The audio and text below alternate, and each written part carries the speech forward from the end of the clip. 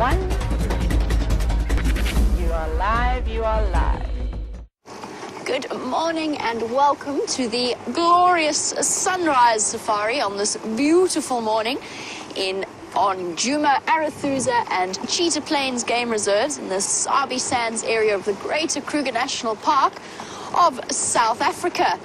And we are coming to you live. In other words, we cannot script, we cannot plan, we cannot edit. We simply bring you raw and untamed views of the wildlife of this area, an area famous for all of its extraordinary creatures. As you can see, Wium and myself bundled up. You can't see Wium, but although Wium's quite stoic actually when it comes to the cold. He's not nearly as bundled up as Bryan might usually be. Yes, in midwinter. Wium says wait till we see him in midwinter. Absolutely. As you can see, it's been cold enough to break out the gloves and the beanie. Let's try and pop that beanie back down again. Interesting thing, of course, about wearing a beanie in high winter is that as a safari guide, having your ears free can be a very useful thing. So I've got to sort of tuck it behind my ear, looking something akin to an elf, in order to be able to hear whilst keep my head warm at the same time. Now, Sam will be out a little bit later with Dave, who's just having some teething problems on Rusty. And I believe that James will be out on Bushwalk as well. So we should have 3 of us roaming the area, looking for all kinds of extraordinary things. And while we cruise along our northern boundary to the east, hopefully we'll get a nice view of the sunrise at some point. Just to update you a little bit on my plans. Last night, as I was going to bed, I heard a leopard calling far away from where I live, probably close to Buffelshoek Dam.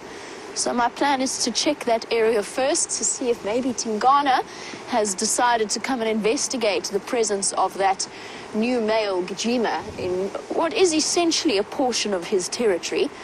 Tingana, of course, being much larger, but Gajima being younger and showing clear signs of wanting to establish himself in this particular part of Djuma. Hopefully we'll have a chance to see him. And while we do that, don't forget that you can send your questions through on hashtag SafariLIVE on Twitter, or you can email them through to questions@wildearth.tv. And for the moment, please, if you are sending an email question through, please do it by opening up and creating a whole new email in your normal email way, if that makes any sense. So rather than clicking on the link, if you are sending an email, you can send it through, type in questions@wildearth.tv in that particular address bar of your normal email account.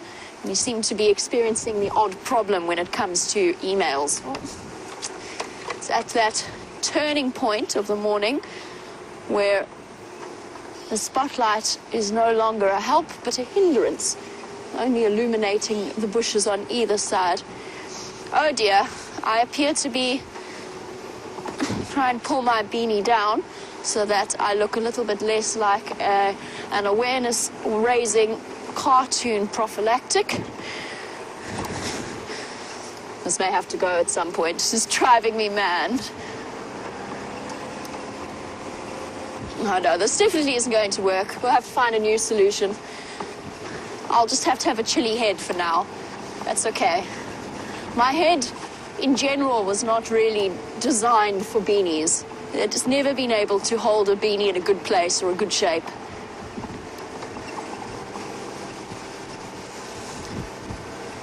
I'm checking really carefully along this boundary. When I heard Tingana call, I think he was around a central road. The Safari Dean has suggested that I look bundled up already for a snow day. And yes, we don't really tend to handle our chilly weather all that well. As South Africans, we tend to be... Sorry, just checking something out there. It was just a log. We tend to be a little bit, well, okay, personally, I tend to be a bit of a wuss when it comes to the cold, as you well know. We're basically, this is to me the equivalent of Arctic temperatures at 15 degrees centigrade, which is, what's that, 59 in Fahrenheit. So we haven't even really hit the low 50s yet in Fahrenheit, and I'm still being an absolute sook. Is sook a South African word? I think it might be. Basically means the same thing as a pansy or a wuss. But that being said, driving along with the wind chill factor certainly will add to your chilliness of your everyday morning. And particularly if we think we have it bad, we've got the shelter of the car. The poor cameramen sitting behind us have to get the full brunt of the wind passing by, which is why we start our morning driving at a sedate pace. And driving along, presumably at a sedate pace as well, is Samwise, and he would like to say good morning. So let's head over to him.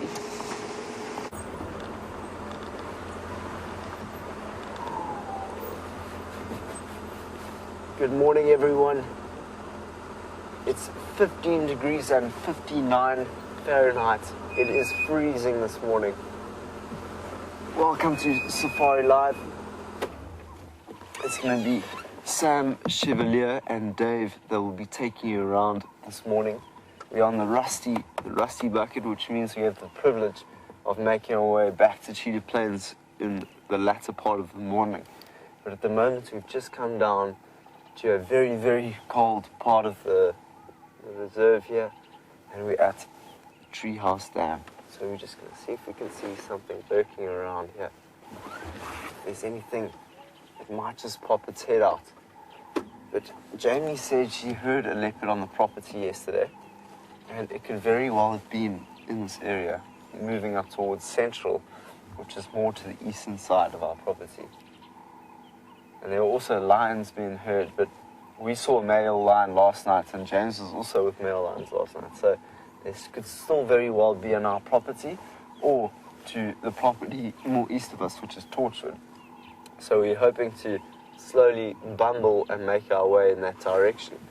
So let's make our way and see what we might be able to find on this young morning. Hopefully the sun will pop its head up and we'll be able to get a good shot of that sunrise before we really start the morning. As you can see, there's some male impala over here, and they are also looking cold. Look at those dark coats on top of them there. You can see they look a lot darker than usual. That's because they puff their fur up in this cold to keep themselves warm. So it is a very chilly morning. And they are grazing, as you can see. So beautiful male bachelor herd down by Treehouse Dam. First animals of the morning. Let's see what else we might be able to find on this fine day. Yesterday was so much fun. Honestly, I haven't had so much fun in an afternoon in a long time.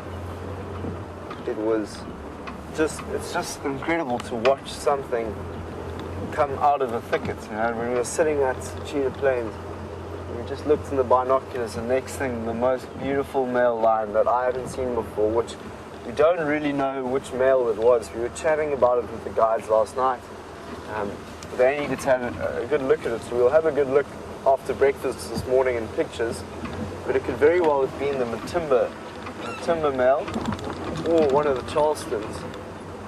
We don't think it was one of the Birmingham boys, so we'll have to find out a little bit later what male lion that is. Or we go to Cheetah Plains now and see if we can relocate on that male. But the chances are that that male lion just crossed into Cheetah Plains at around 5, 6 in the evening. So it was still a whole night to go ahead of it. So we don't know if it will still be on Cheetah Plains. But it's always worth having a look. Just exploring the area to see what might still be there. We do know that wildebeest herd was on the plains there, as well as that smallish herd of buffalo. so anything could have happened on Cheetah Plains last night. So it will definitely be worth having a look and see if we can find something. But this morning, myself and Dave are also quite keen to see a leopard. So yesterday we managed to see 3 of the big 5. We saw an elephant, we saw buffalo, and we saw that beautiful male lion. So we would love to see a leopard. It would make us very, very happy. Hey Dave? Oh yes. Oh yes. And all of you, I suspect. I know Gerrit, if that's the way in which I pronounce your name, Gerrit, wanted to see a leopard yesterday. And we said, we shall do our very best to find you a leopard. And we ended up finding a male lion. But let's see if we can meet your wish to see a leopard this morning. And that's why we'll bundle slowly.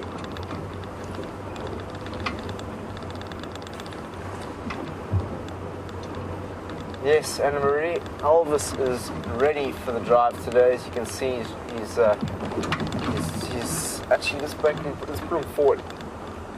There we go.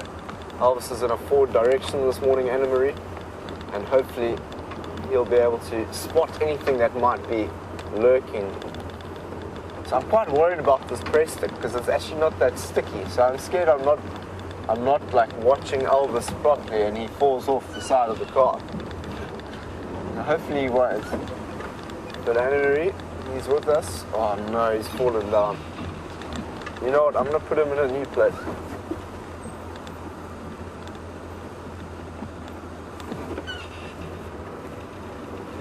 You know what, when I'm off air, I'll get a nice position for him. I can't really stick him on right now. I'll put Elvis in a nice position to see if he can spot anything that might be lurking around us this morning. But my hands are freezing. Oh, they're so cold. Oh no, let's go this way.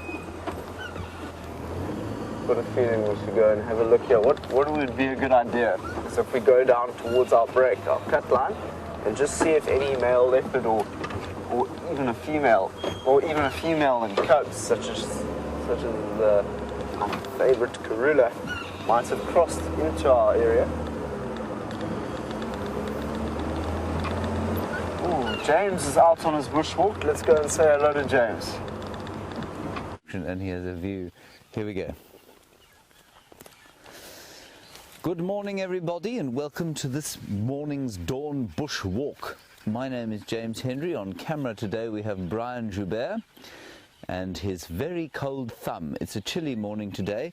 I am wearing a jersey because, well, I'm just very cold. Bryan is not, and how are you feeling, Bryan? Very cold. Yes, Bryan will be wearing a jersey next time. He's not wearing a jersey because our security detail, Stefan Winterboer, aka the Mystic Boer for the day, suggested that we don't wear jerseys because we'll become warm.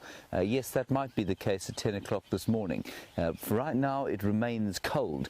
The beautiful sun is about to peep up over the horizon, but I think we've probably got another 20 minutes before that happens in this particular area. And the sort of course of the morning's activities are going to be us wandering down towards the southwestern, at least eastern fringes of the reserve, see if we can pick up some tracks of, well, whatever. I'm hoping to see if we can find some tracks of Karula, our favourite female leopard, aged 12, 2 babies in tow. That would be marvellous. I have lost my stick. It might be in my room, I'm not sure, so I found this temporary option. It looks like a sort of a vicious version of a Harry Potter wand. I've no doubt it will be replaced as the course of the walk goes on. You are most welcome, and please do ask us questions as we go, just like with the drives. Hashtag SafariLIVE, questions at WildEarth.tv. I'm assuming all of that is working. Is that correct, Kirsten? Slight delay. It is. The NatGI widget email doesn't work, so just use questions at wildearth.tv or hashtag SafariLIVE, and we can chat as we go along. Bryan, shall we keep going so that you can get some warmth into your very large bones? Let's run across the open clearing. There we go. There we go. There we go. That's much warmer, isn't it, Bryan? Good. Well done.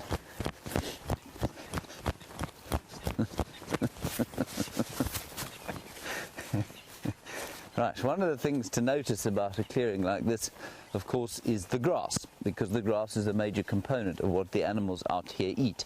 And if we look around here, what you can see is a number of very good grazing grasses, but also the fact that the grasses have turned from their verdant green of the summer to a slightly more yellow version of autumn grasses. And this sort of stuff here, these inflorescences, while very beautiful, are not in fact very good for animals to eat. This structural material here is known as lignin and cellulose, and it's almost indigestible, even for herbivores. And so you will find things like elephants eating them, because they don't obviously digest a huge amount proportionate to what they eat. But many grazing animals, you'll often find fields of the sort of standing grass like this with huge inflorescences.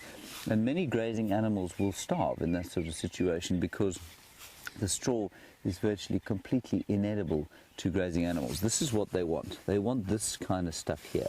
These leaves that grow at the bottom of the grasses. That's where the nutrients of the grasses are held, in the leaves here.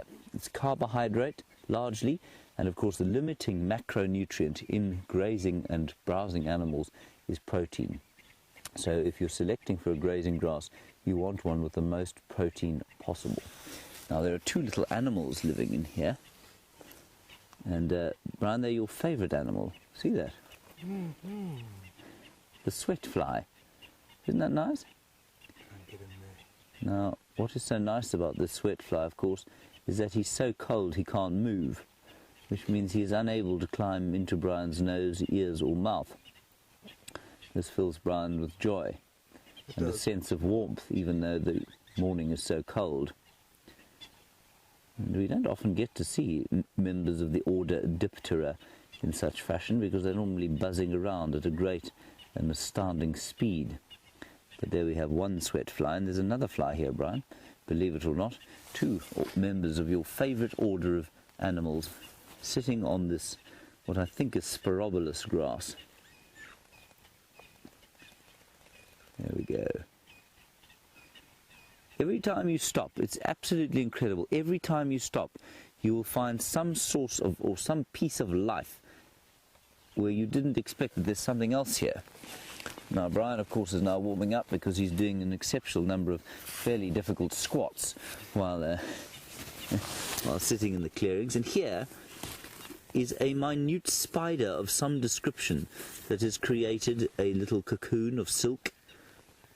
And I cannot see inside it. I'm going to turn it around slightly, Bryan, like that.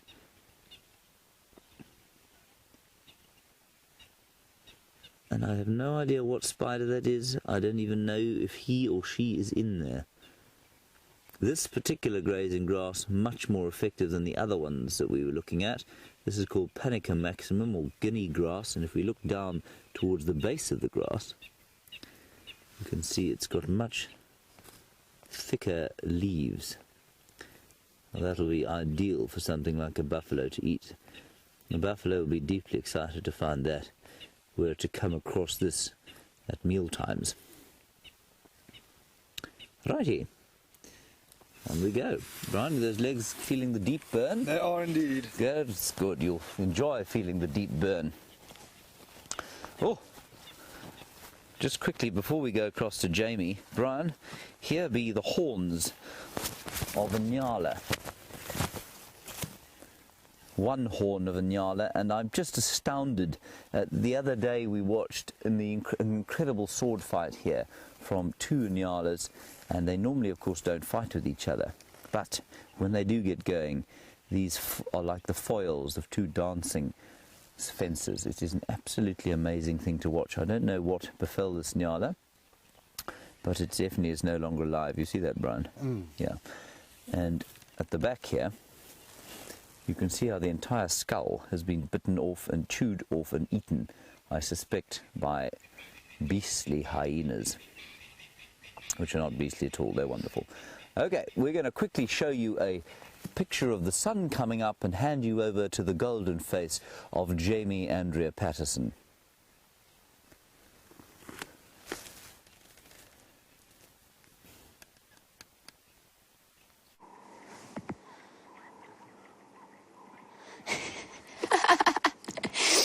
Sorry, I had to have a good giggle at Kirsty.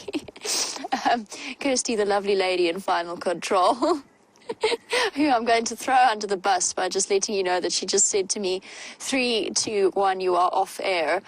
Obviously, the job getting to Kirsty slightly. Sorry, Kirst. I thought that was hilarious. Back to the birds in the middle of the road. This might be a new one for some of you. Not a francolin, but a sand grouse. Now, that is something that I have not seen very many of.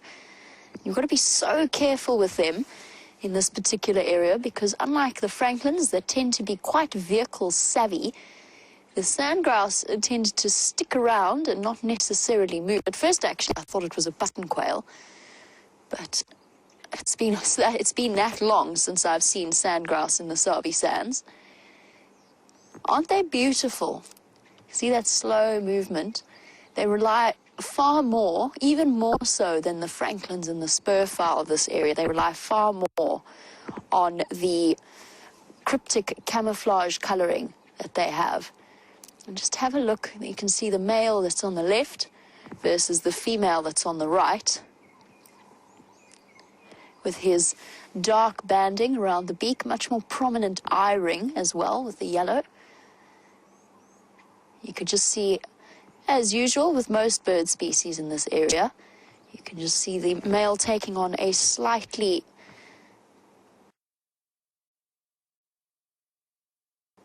more, it's like just ever so slightly brighter coloration. There you go, you've got it perfect, because I'm still in something of disarray since I first arrived back from leave. My bird book is currently sitting in my personal car, having been utilised in Johannesburg. So I can't show you the pictures of the other sand grouse that you get in these areas, but this is the most common by far. It's having a jolly good preen. Shame. They're also feeling the cold of the morning, very, very puffed up.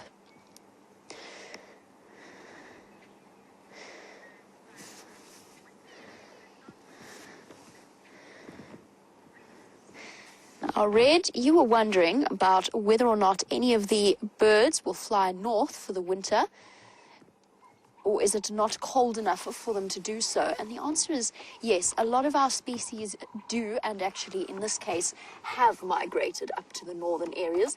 Some of them are Palearctic migrants, in other words, they go all the way up to Europe and those areas.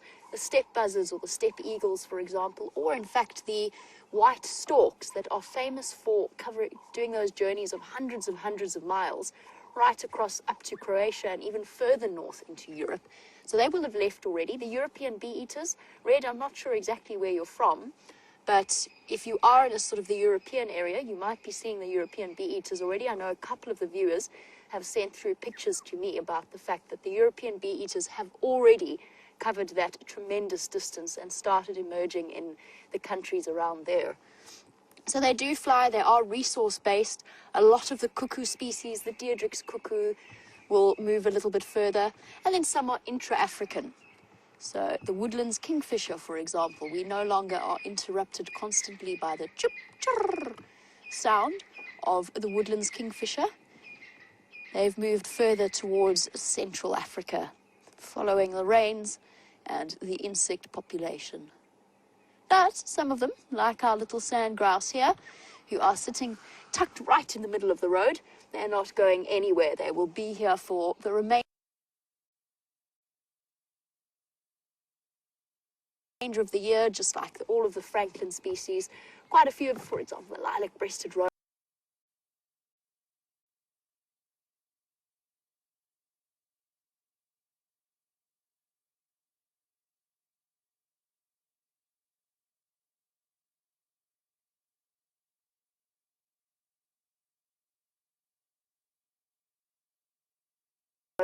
They will all be around. So, even though you are starting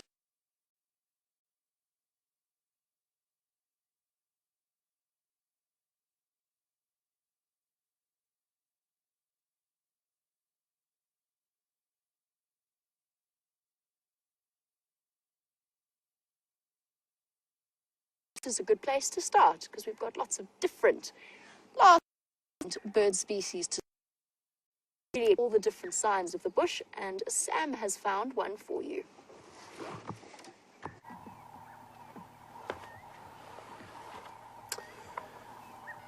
So we have a little case study here which can help us determine what animal was here.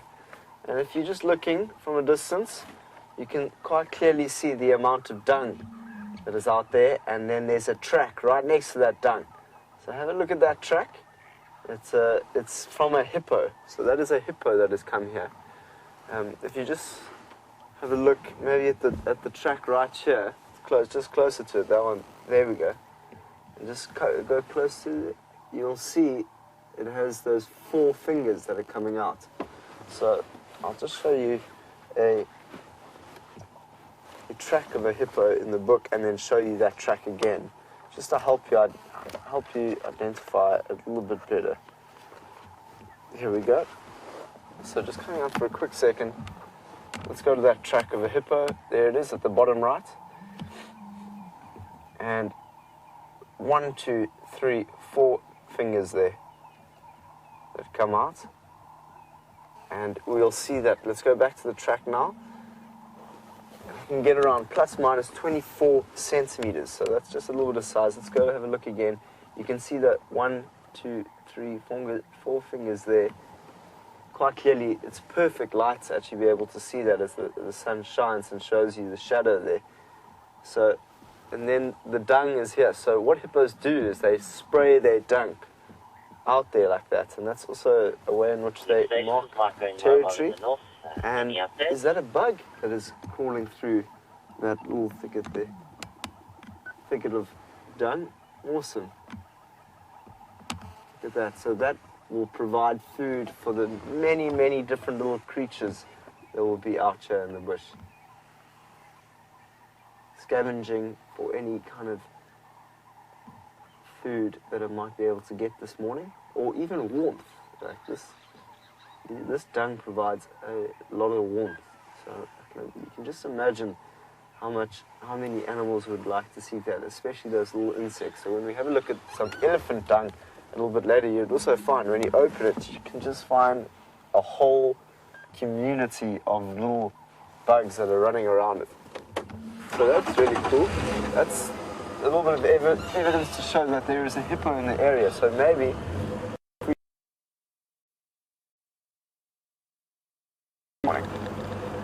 we're going to get into a position where we can have a look at the sunrise, because it's going to be magnificent. In the meantime, let's go and see how James is doing on his bushwalk.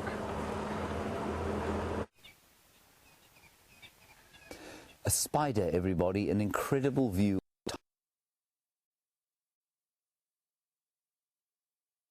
Past of the really sweet-smelling flowers of the summer, Jasminium fluminense.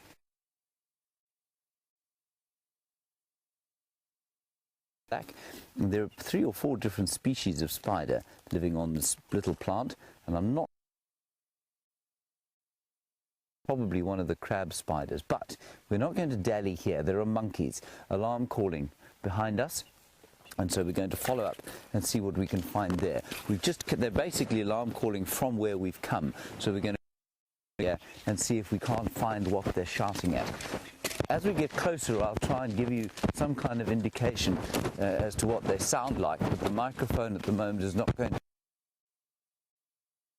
So let's go. We're going to walk quite quickly and just see if we can't pick something up. Maybe there's a leopard. Maybe there's a leopard wandering across the clearings. Who knows? We might be lucky. They're calling just above the camp, just above the final control. Steph is walking off to where Bryan is pointing the camera, so he's having a look there. We'll just sort of go in a slightly broader front along here.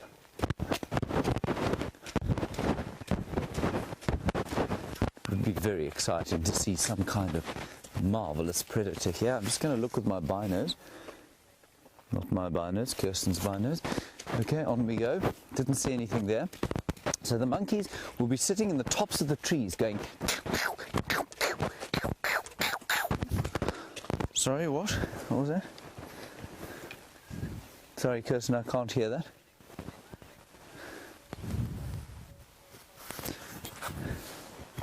The body pack. Okay, sorry, I'm getting very confused instructions here. Let me just move this a bit.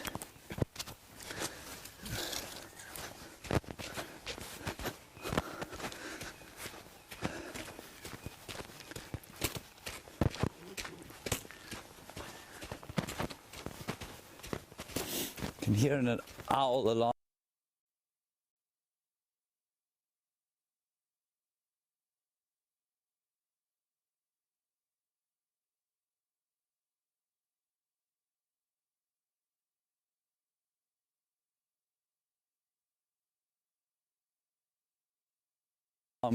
I mean, the last time I found a leopard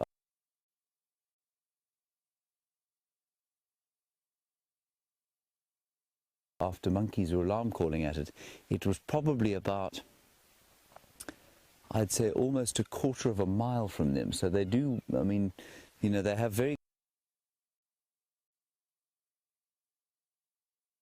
good eyesight, and they will watch something until it's at least a quarter of a mile away from mile, which is obviously huge from wherever those monkeys are. So, I mean, it could be on the other side of the camp into the drainage line there. So what we'll do is do a sort of wheel around there and see if we can't find some tracks. If we don't find any tracks, we will no doubt find many other fascinating things.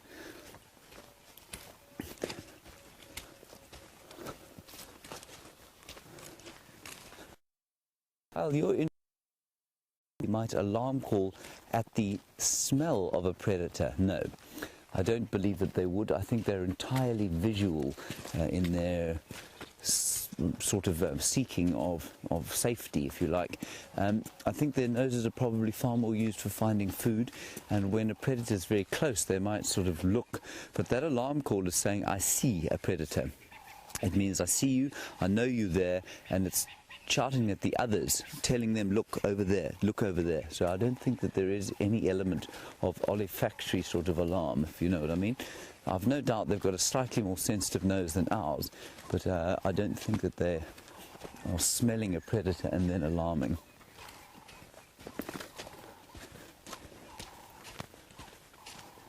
Get onto the damn wall. Alright, let's quickly head across to Sam. He's got the sunrise, and we will attempt to find whatever was causing the consternation in those monkeys.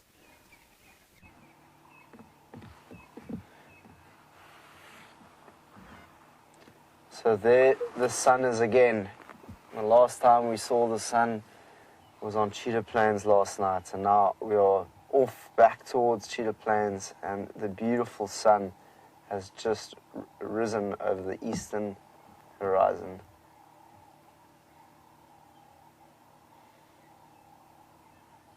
Take a minute to soak in this beautiful sun before we have an adventurous morning.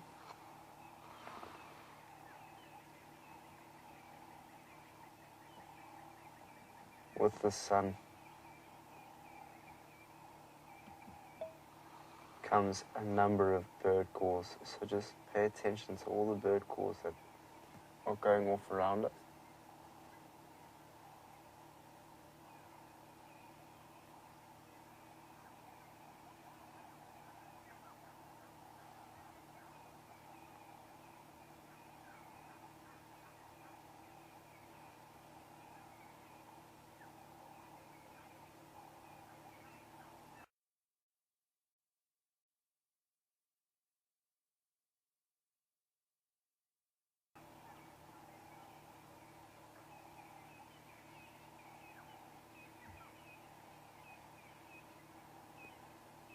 And if we are lucky, we might just be able to see a planet just beneath the sun.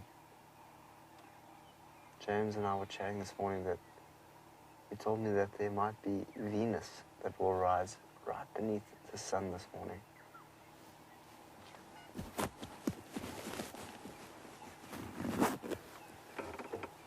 Beautiful. Let's get into a position where we might be able to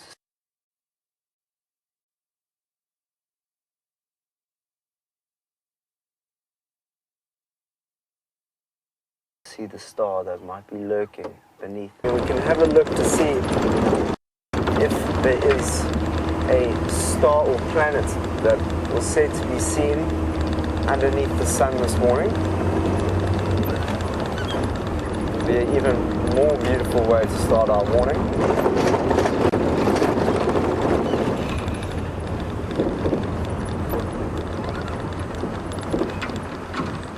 That's quite bright. But have a look at even...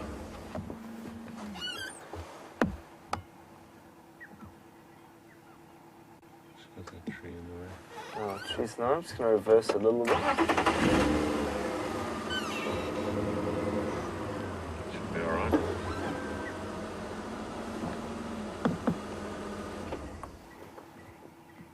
So can we see Venus below the sun anywhere there?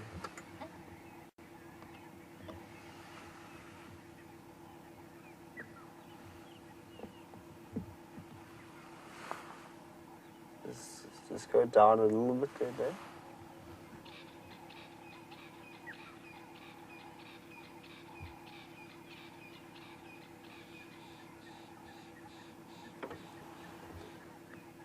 So there doesn't seem to be Venus. Oh well, the sun is up, and let's go off on an adventure. Thank you for coming and watching us have the sunrise on this fantastic morning. We're off to Cheetah Plains to see if we can relocate on that beautiful lion that we saw last night. Let's go and see how Jamie's doing.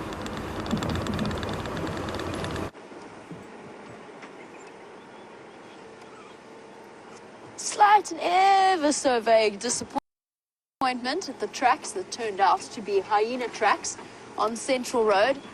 Now Wium, apart from being an excellent cameraman, is quite an astute observer of the behavior of the different animals, in particular the leopards of this area.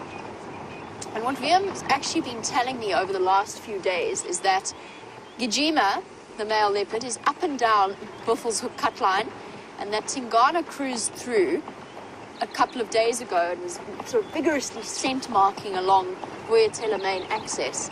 What I'm trying to do is I was trying to build up a picture of what happened last night, because I could hear and I could picture Tingana being slightly bigger than Gijima, sort of storming down the road, Buffelshoek cut line, roaring his dominance to the world. And roaring, of course, I mean that harsh sawing sound that a leopard is capable of producing, both male and female. Something that puts them in the panthera category alongside the lions in this area. What we've discovered, and it just shows that Wium's observations are absolutely correct, was that Tingana was pacing up and down Buffelshoek cut line last night. I think it's Tingana. The tracks are a little bit too big to be Gijima. What we're doing now is checking really carefully around this block. And to give you some time to focus on looking for the tracks and check along the drainage lines of the area, let's head over to Bushwalk, who has a very tall creature.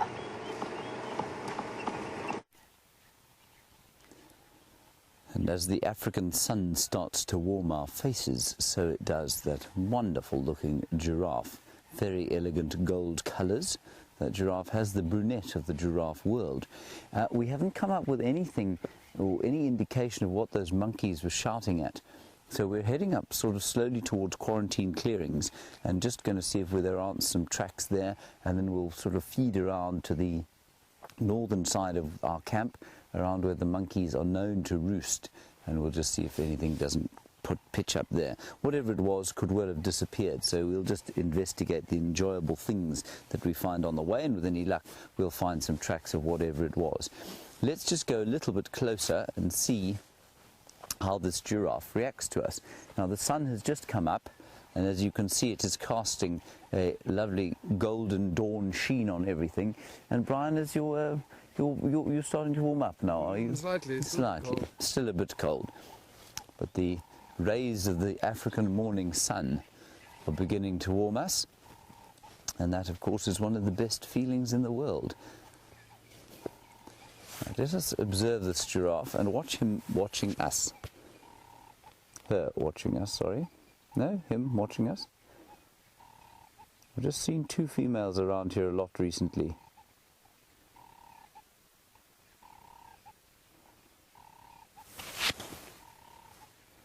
This is lovely. Yeah, he's a little bit nervous. Watch him.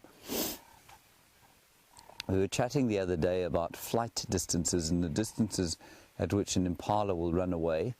We figured it was probably at about 150 to 200 meters that an impala would run. That is roughly the distance. We're about 100 meters from this giraffe now. So his flight distance, given his size and therefore relatively strong ability to defend himself, is obviously slightly shorter than that of an impala. Let's go a little bit closer. Bryan, the stick is ridiculous, isn't it? We'll find another one. There we go. So we've now closed the distance to probably about, I'd say 60 meters or so. That's about 200 feet. And he's decided, no. What do these guys want? So he's hidden himself. We'll get another view. Now what we don't want to do, if we want to sort of bring him into our confidence, if you like, is not behave like a predator. And a predator in a situation like this will try and hide behind a bush. It will disappear, and so the next time the giraffe pokes its head out to have a look and see what's going on, the predator will be gone. Now what we don't want to do is that. We want to show the giraffe that we are no threat, and so we're just going to walk completely in the open. There we go, he's stopped. There he is. Of course, Bryan is almost the same size as that giraffe, which makes it slightly more intimidating for him.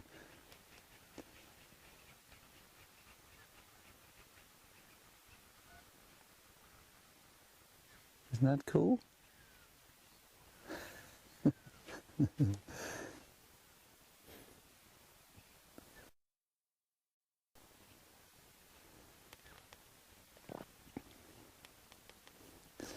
Now, Sandy, you ask a very valid. We wouldn't name a giraffe like we do the lions and the leopards. Well, Sandy, there's no real reason not to do it. The only reason is, I suppose, that the giraffe we see much less regularly, and their home ranges are much wider than some of the leopard territories. So the difference between a territory and a home range is that one is actively defended, that's the territory, and a home range is not. It's just an area in which an animal moves. And a leopard and a lion, they've got pretty predictable territories. So if we see a female leopard, let's carry on walking up here. If we see a female leopard in an area, we can be pretty sure that we know who it is and we know where she lives, and so we can almost follow her life much more accurately than we can with something like this giraffe. Much more widely, and sometimes they're here, and you know that, I don't know if you're I think you're a regular watcher, you'll know that some days we don't see giraffe. I mean, we can sometimes not see them for weeks. They're right on cue, Bryan, you see that?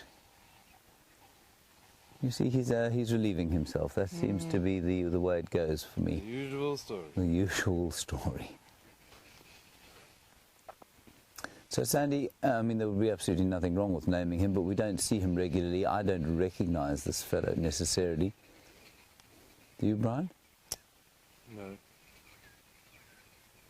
But I think it's also, Sandy, got to do with our absolute fascination with the big cats, which, while many people are very interested in giraffe, and I'm certainly one of them, they don't tend to hold the same fascination for us that the big cats do, the big iconic predators of Africa.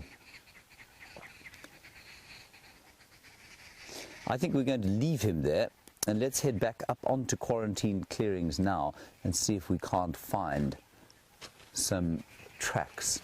Look, Diva, you say that looks like a very intense giraffe. I'm not sure in what way he's an intense giraffe. He's a serious giraffe, maybe, sort of considerate of the world. There he is. Bryan, do you think he's intense? I don't know. Intense how? He is certainly looking at us with intensity. His intent is to eat some leaves. Yes, I think it is. But he's definitely communicating with us. Now, although he's probably not doing it vocally, his communication is through watching us and deciding whether or not we're a threat. And I also think, I've said before, that with elephants, I think they get bored. And it wouldn't surprise me if a number of the animals here, you know, they have a fairly a mundane lifestyle, if you like, where they do the same things every day, wander about, having a bit to eat here, bit to eat there, bit to drink there. I think it's quite entertaining for them to see us. And Dina, you say, have we ever looked at giraffe dung? Well, we have. We can try and find that fresh deposit if you would like to, Dina. Bryan, shall we find this fresh deposit? Oh, well, there is a deposit of something else. I don't know if it was this giraffe. It was quite possible. No, I don't see his... No, do I? Do you see his tracks anywhere? You do.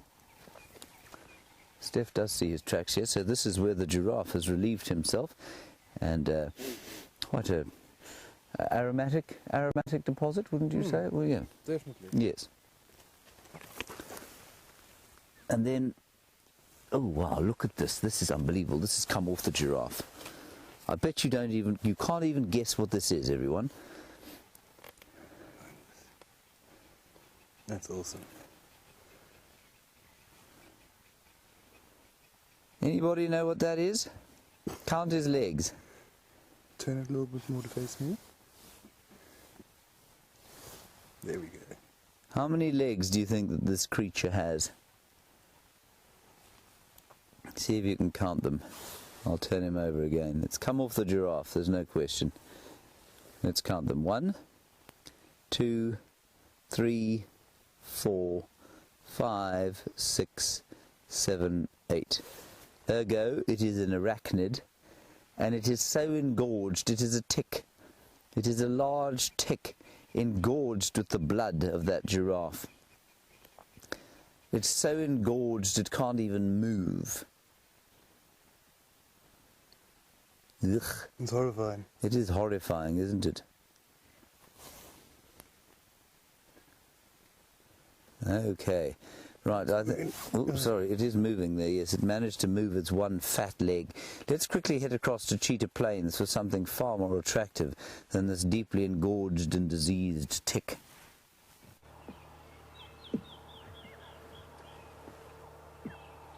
We are on Cheetah Plains and we've just caught visual of a hyena, which is starting to sink off into the distance there. At least you managed to get a quick visual of that hyena. Let's see if we can see him again. He's gone into that thicket. That was awesome to just quickly spot him. As we entered Cheetah Plains, there was a hyena. Can you see him there, Dave? No.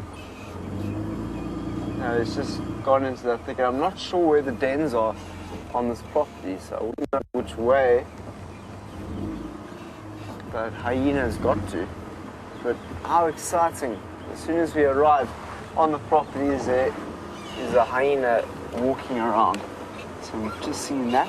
What we're going to do is we're going to at least try and follow the path left and see if we can find that hyena again. But once again, this is all Cheetah Plains over here, and we actually can't go further. And there's one road north that we can take. Otherwise, it's another person's property here on Cheetah Plains. But that means that there's been some activity over the night now that we've seen a hyena. And they are nocturnal animals, the hyenas. So I heard them all night last night at Fiatella, making quite a racket. And we're making a very, very big sound. So let's just see if there's any activity going on because of that hyena. That they can often bring about all sorts of stories that might be going on around.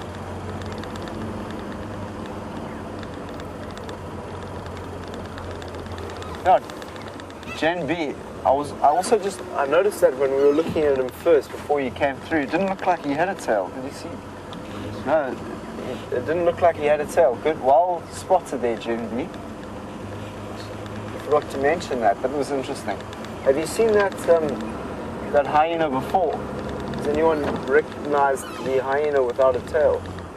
Because it was quite a significant loss of the tail there.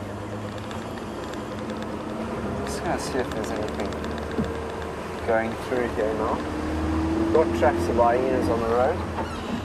So our visit already here has been quite interesting. So just to give you a feeling of what Cheetah Plains is like, what it's like when we come to Cheetah Plains, it's very, very thick as it starts. Look at that beautiful camera work from Dave with the sun and the nice light on these trees. And so it's really nice as you come into Cheetah Plains. It's very thick brush, so the chances of seeing some of the animals like the kudu and the impala, and that's for about 1 kilometer, and then you come out onto the plain. So that's what we call an ecotone, where you have two different ecosystems influencing each other, and it's rich in biodiversity. That's what I really, really enjoy about Cheetah Plains, is that collaboration between two different types of ecosystems. The thick bush and the open areas where we saw the lion walk through yesterday. And on ecotones, there's also an opportunity to see a lot more birds than you normally would. I mean, yesterday we saw the Swainson's spurfowl. I hope you all wrote that in your bird list. I have done so. I just want to show everyone what the bird list is looking like at the moment, just to give you a heads up on how we're doing. So this is where we are. There's the bird list. So yesterday we saw a crested barbet, a tawny eagle. The other day we saw a lappet-faced vulture, white-backed vulture, and a Swainson franklin. So who knows what we might... Well, it's not a Swainson franklin, it's actually a Swainson spurfowl, so I should change that. So we're on 40 on my list with you. Let's see if we can be able to find something else this morning. James is with a squirrel. Let's go and have a look at that squirrel. The positive squirrel. Linking. There's some amazing stuff going on here, everybody.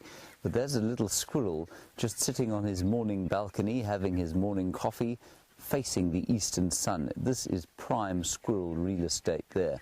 It's in the trunk of a marula tree. There's a perfectly hollowed hole for him, and he's sitting enjoying the first rays of this Thursday, or Friday morning actually, weekend coming up. Nice to have a restful Friday morning like that, don't you think, Bryan? Very pleasant. I think he could not be happier if he tried. Looks like the perfect little place to live. Highly salubrious squirrel neighborhood. Beverly Hills, sort of. Here he comes.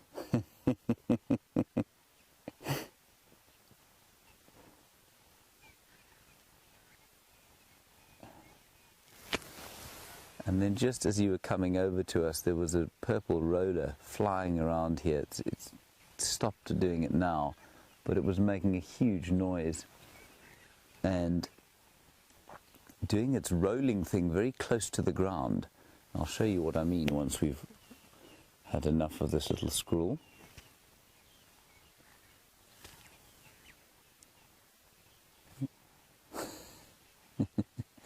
So he'll go foraging now, and he'll go and find, basically he's a rodent, so he'll eat anything that a rodent will eat. Nuts, amazingly, marula trees are producers of nuts, and so he will eat nuts if he can find a female marula tree. And they'll store them, and they'll eat them straight away, and then they'll collect grass seeds, and they'll probably eat the odd insect if they can, and just forage about basically for anything that they can. Just like any rodent, they'll be fairly omnivorous about what they eat. Now, this purple roller, which is an unusual roller here, it's not uncommon, but it's unusual. I don't know if you know why rollers get their name, but they get their names from the acrobatic displays that they make. And normally the lilac-breasted roller flies up way into the sky and then sort of dives and flaps his wings like that. This purple roller shot across the the clearing here at about probably 3 feet from the ground, and he was doing this unbelievable acrobatic display as you came live, and then he disappeared. Just an amazing, amazing thing to see, and the way a bird is able to fly so close to the ground without harming itself is astonishing. Then we're also in the presence of a migrating wildebeest. Well, he's not migrating, he just came wandering onto the clearings. He seems to have disappeared now, though. Let's move up onto the clearings here.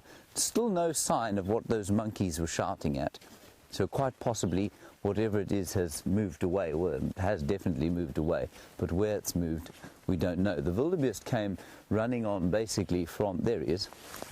He's migrating again, Brian, you see that? I do. That's at high speed.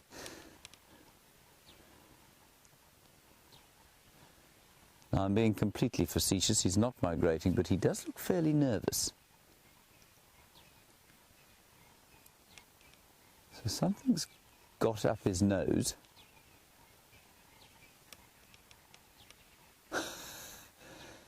I think there's an element of basically him exercising that is important for some of the animals here, in the same way that the cats have to stretch when they stand up, and the dogs too, because they need to keep their muscles fit and supple, and their joints supple, and all the fluids and juices going. So maybe that's all he's doing. Maybe he's just trying to warm up like Bryan was earlier this morning. But maybe there's something here. He came on from the sort of right-hand side of your screen now, and then he turned around here and went away. Now, we were waiting for this, of course, but we have a wonderful new Twitter handle, and that is the Twitter handle Positive Squirrel. And for those of you who don't know, that comes from our dear friend Sam and his first day out here, where he told a dastardly story about the death of a squirrel and felt bad that on his first day he was giving negative vibes to the internet. He is from Cape Town after all. And he then said, but he was of course a positive squirrel, speaking of his squirrel Monty. So Positive Squirrel, wonderful Twitter handle, good on you. I've forgotten entirely what you asked. I'll get it back though. I was just so amazed. Oh yes, are squirrels solitary or do they live in groups? Positive Squirrel, squirrels will live in groups, normally of a couple, a male and a female, and some youngsters, and then the youngsters will go off on their own. So it's basically in couples, like little almost nuclear families, I suppose. That one looked quite young to me, so maybe the parents have gone off foraging already. We'll just scan the clearings here.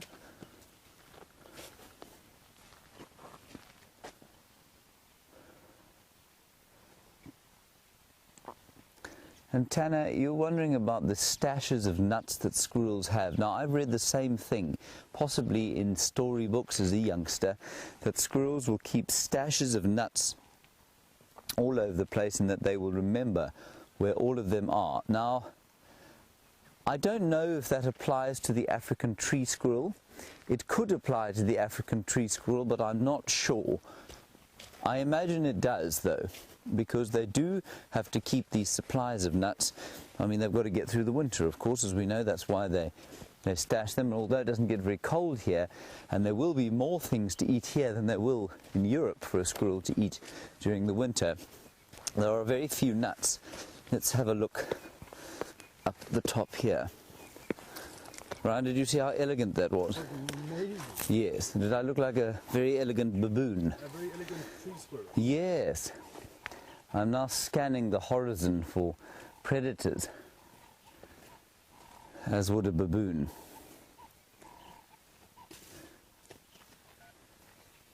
But I don't see anything. Nor do I see that wildebeest. So what I think we'll do, everybody, is probably head off down there, and then we'll ease our way around to the Gallagher Pan, where the monkeys may have been alarm calling. They just sounded a bit closer than that. But we have got some impala now, Brian. You'll see them coming into frame now. They're running towards us. The male chasing the female. And as I said, we're going into the last, or the end of the rut.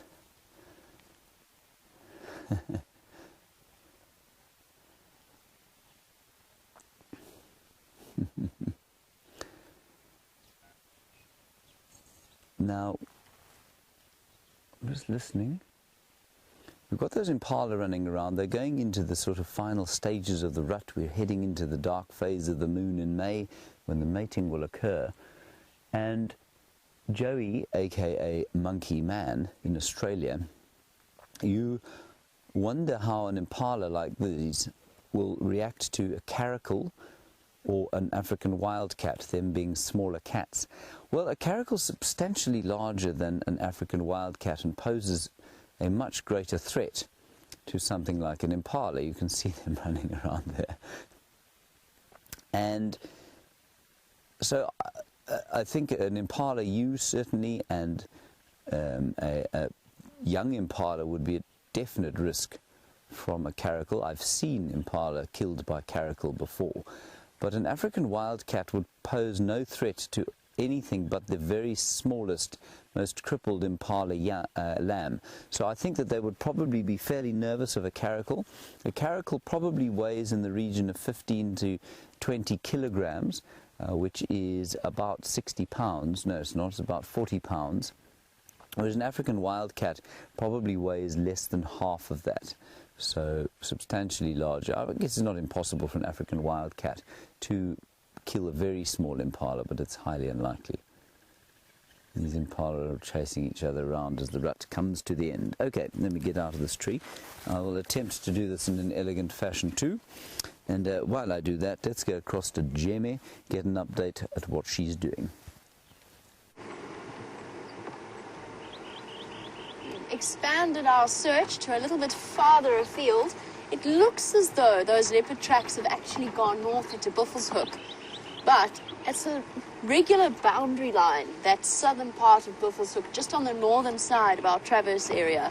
They seem to enjoy walking up and down and marking their territory there. So I'm checking all along the crests and the ridges because there's a distinct possibility that one of the two males that we've been tracking has decided to come back onto Juma. I've been checking the crests and termite mounds because on this chilly morning, in my anthropomorphic mind, if I were a cat, I would want to find myself a nice sunny patch on a termite mound and settle down there, and that is where I would want to spend my morning, warming up in the rays of the sun. Certainly what the dwarf mongoose are going to do when they decide to start emerging. It makes sense in my head that that is what the cats wish to do. An update on the cats, since we are around Buffelshoek Dam, we're close to the area where the Nkuhumas were seen yesterday, along with the Birmingham boy. It sounds as though the Birmingham boys have gone northeast and taken the females with them into Buffelshoek property. So that's where they are. And that makes sense. That ties in with what Wium was saying, where he said that he heard the lions roaring very far away last night. So they've already moved off, headed into a different direction. And from what I heard, it sounded as though the female that was mating with the male yesterday wasn't... I did actually just see that. Leopard. Hey! Are we getting closer? Let's try that again. Oh, well spotted, Wium. And he's fresh. See, this is why our cameramen are not just good at filming. They're also very useful sitting in the back at the top.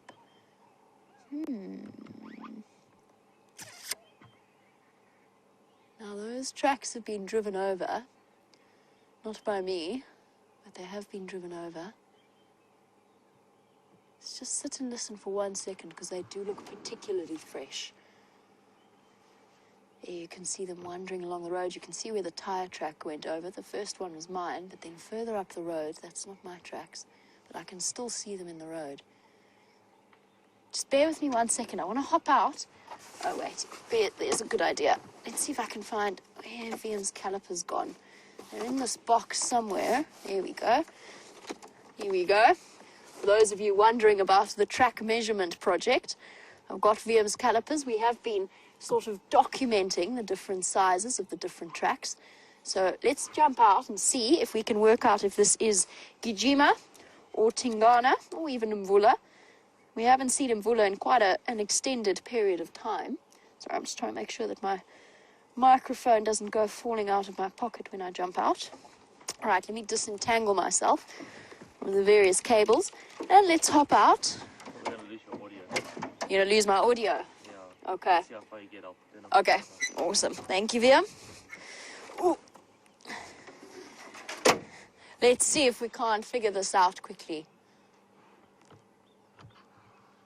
Just stopping to listen for alarm calls. There's always a chance that this leopard is still somewhere here. Not as fresh as I first thought. Probably sometime last night. Let's just have a look. So, let's try and remember this. Wium, we'll have to try and keep track as well. Front right. 10.2 front right. Back right. 11.4. Front left. Interesting. Front left is 11. And back left is 10.5. Now, of course, we've got to factor in the different substrates. Can you hear me there? Awesome, thank you. You've got to factor in the different substrates. This is interesting soil because it's quite coarse. One of the nicest ways to try and figure out exactly how fresh a track is to step next to it. Can you see these tracks from where you are, Wium? If I put my track here, you can see how defined the lines are of this track versus these leopard tracks, which makes me think that it is from last night. But he could well still be in this vicinity. Now, I'm not sure, I cannot remember off the top of my head exactly how big Tingana's tracks were. And they were measured in very, very soft soil, but very fine soil. The coarse, soft soil like this will actually make the track a little bit bigger. The toes will spread out, the foot will spread out a bit more in this kind of substrate. Because it's softer, it gives a little bit more than the finer soils. Let me relocate my earpiece. And let's continue on the search for this leopard. I think it's pure supposition, but I think there was a degree of confrontation. Not necessarily confrontation in the physical sense, but I think that Tingana is aware of the presence of Gijima, and he's hot on his tail, making sure that Gijima knows who's boss in this area. I'm going to continue following these tracks. They are beautiful, and they're on top of the vehicle tracks. And there might even be two sets here, so I'm going to concentrate on that. Let's have a look at Bushwalk and a butterfly. Look at this very special butterfly, everybody, and I'm sure you can tell which is front, but if you look at the back of it, it's also got almost a head.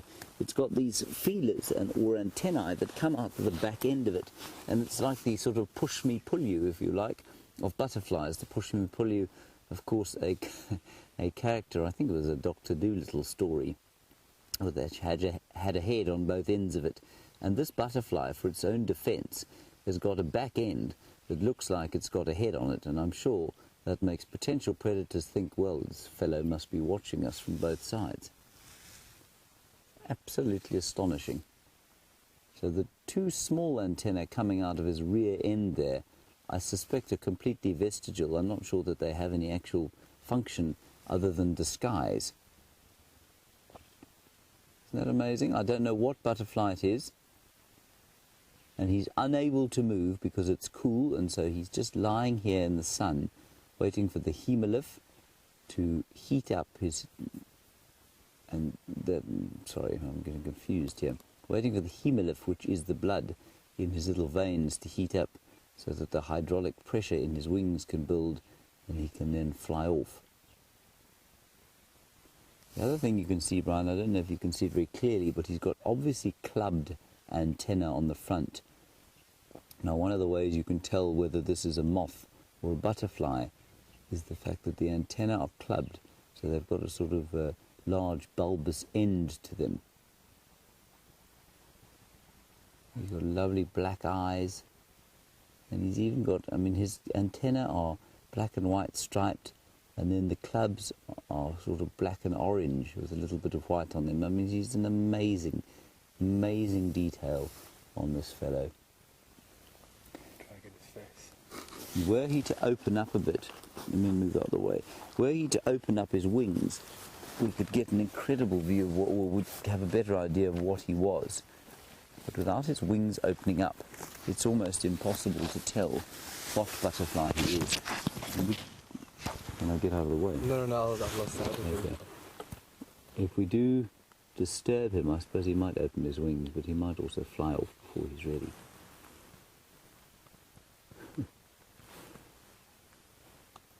And I'm just looking at the back end, you're looking at his eyes there, and I'm looking at the rear antenna. They've also got a little white club on the end of them.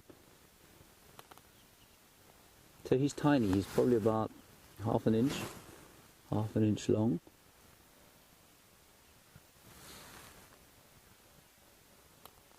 I just heard a noise. No idea what it was. Beautiful, hey? Then just quickly, everyone, before we go off to see Gallagher Pan, we haven't got very far. Every time we think about going any distance, we find something else. Here is a marula nut. We were talking about the squirrel and what they like to eat, and this is a marula nut. The nut is out of this pip, if you like, or shell, and you'll find that it has been eaten by a squirrel. The flesh of the nut is in those little holes there that look like little alien eyes, and very, very difficult to extract if you don't have the sort of rodent-like teeth of a squirrel. But human beings do it, but you have to crush these things, and they are so hard. They are much harder than any pecan nut you've ever opened up before, and the only way to do it is to sit with two very kind of well-used stones, one very flat and one with a nice crushing edge on it, and you develop a technique. And there are people all over these communities out here, of course, where there's a 70% unemployment rate, sitting all day long. They've collected hundreds of these nuts, and they just sit and crush them and extract the nuts, and then they sell the nuts or eat them. Very nutritious. They've got a lot of selenium in them, as far as I know, and selenium is a really good nutrient for immune function. That is the marula nut. Right, Bryan. Let's head across to Sam, get an update from him on the Cheetah Plains. We're going to now walk with some speed towards Gallagher Pan and see if we can't pick up what those monkeys were shouting at earlier on.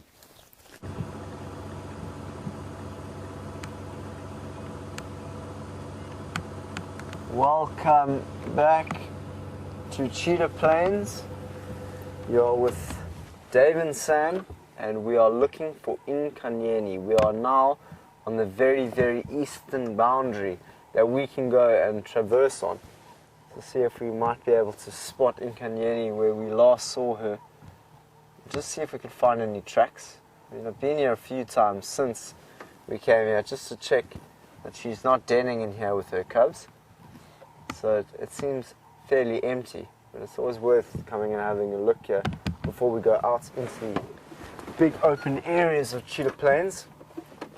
Who knows what we can see there this morning? We still haven't gone there. We took a different route this morning where we just followed the thick bush to see if we might be able to pick up on some tracks of a leopard. And so now we're going to move more out of the leopard territory kind of area and move into more of a cheetah, ostrich, jackal kind of terrain. So we're just going to have our last look to see if we can find.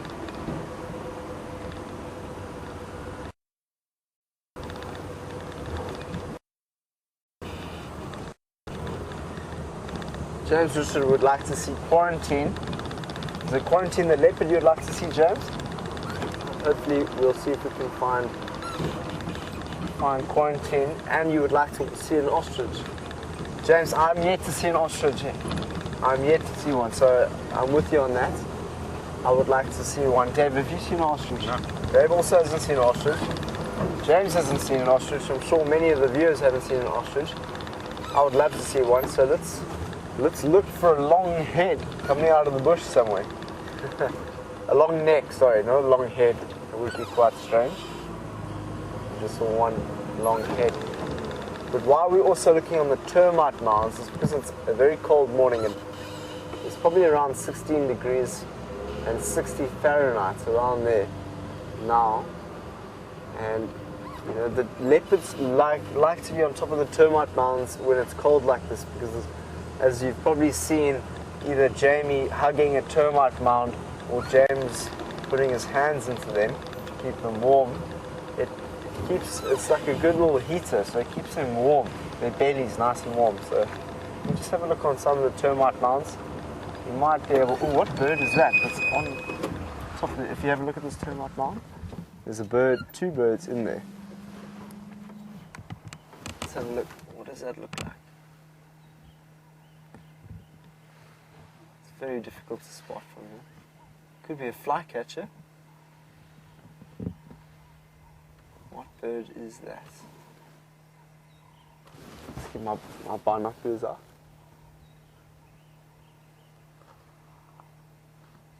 So I'm seeing it. Look, it could also be a prinia.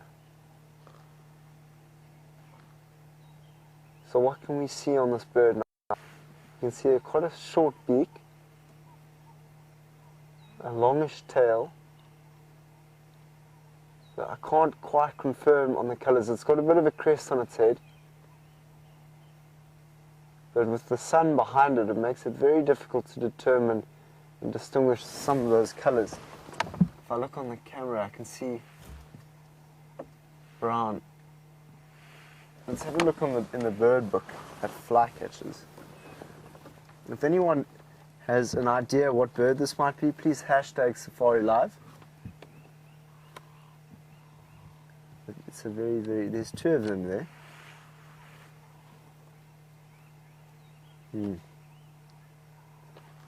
What else can we notice about that? Quite a whitish stomach, long-tailed the back. So I think it's a flycatcher. I'm just going to go to A, B, C.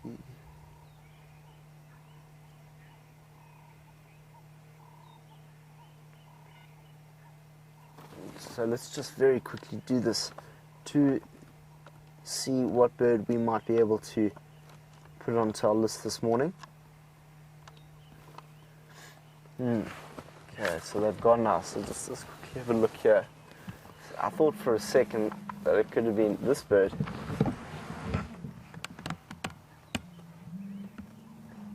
One at the bottom left. The African dusky flycatcher. So it did have that fairly short tail over there with that nice short beak and that crest on top, those, and that white stomach. We did say all of those, hey? So I reckon it's the African dusky flycatcher. And I'll have a look in some of the readings to see if it comes with, well, it often flies with a mate. In the meantime, let's go and see how Jamie's doing with an elephant.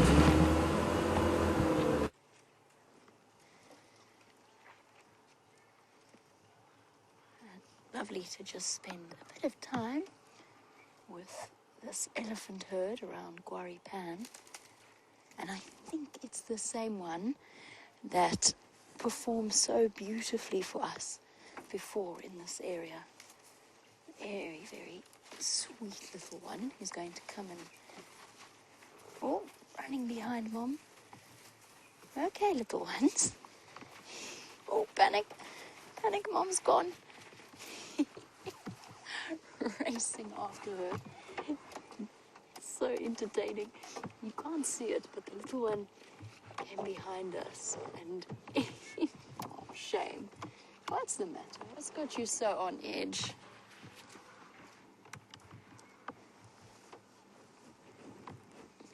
Okay, running around. Two little male calves. Oh, and we've got the rest of them on their way to come and join us. Hello, guys. Where are you running to? What's got you in such a hurry? Hmm? Oops.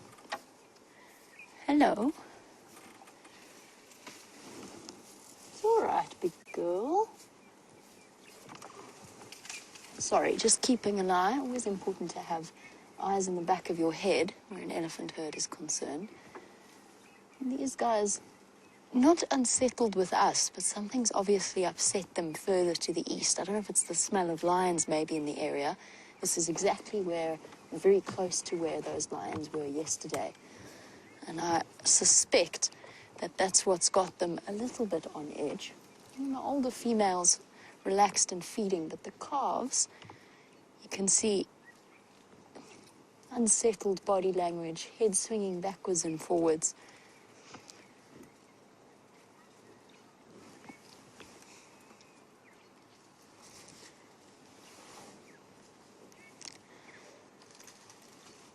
And I'm just going to, in the morning dust, there is a chance I might sneeze. I'll try and cover my microphone so I don't deafen you. Oh, yes. Push, push, little one. Oh, big and strong, but defeated by that little piece of acacia there. Young elephants are always incredibly sweet to watch. Watching them learn to use their trunks and learning the coordination and the limits of their strength. Natasha in Ontario, you were wondering if an elephant will get, as it ages, more wrinkly. And I have to be honest, I haven't noticed an increase in wrinkliness exactly, but their skin does lose a subcutaneous fat layer. So that fat layer gets less and less as time goes on. And what that means is that their bones, particularly the ridge of the spine along the top of the back, and then around the temples, that's actually what becomes more prominent as an elephant ages. And that is partly because they continue to grow throughout their life, and also partly because they've lost that subcutaneous fat layer. It happens to human beings as well. And yes, to a certain degree, the skin loses some elasticity. But I have to be honest, Natasha, I've noticed far more an individual variation between how wrinkly an elephant's skin is. I've seen some youngsters with smooth skin. And then, of course, there was the famous wrinkly bottom, the young baby that had a tendency to stand on its hind legs when greeting vehicles and putting on a wonderful show and display for whomsoever got a chance to see them. And he was a particularly wrinkly baby.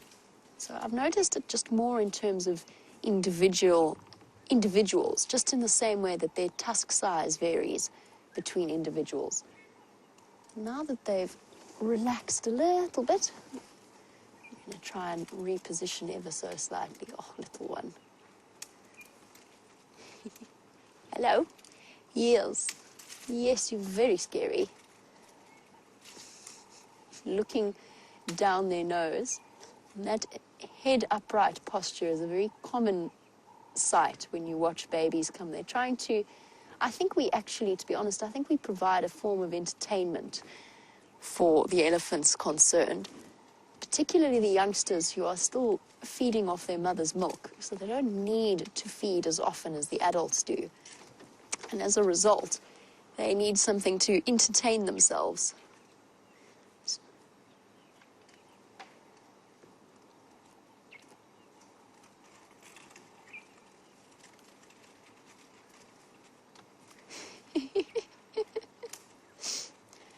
I'm quite sure what caused that sudden reverse into the road. I think there's another bigger male somewhere in there.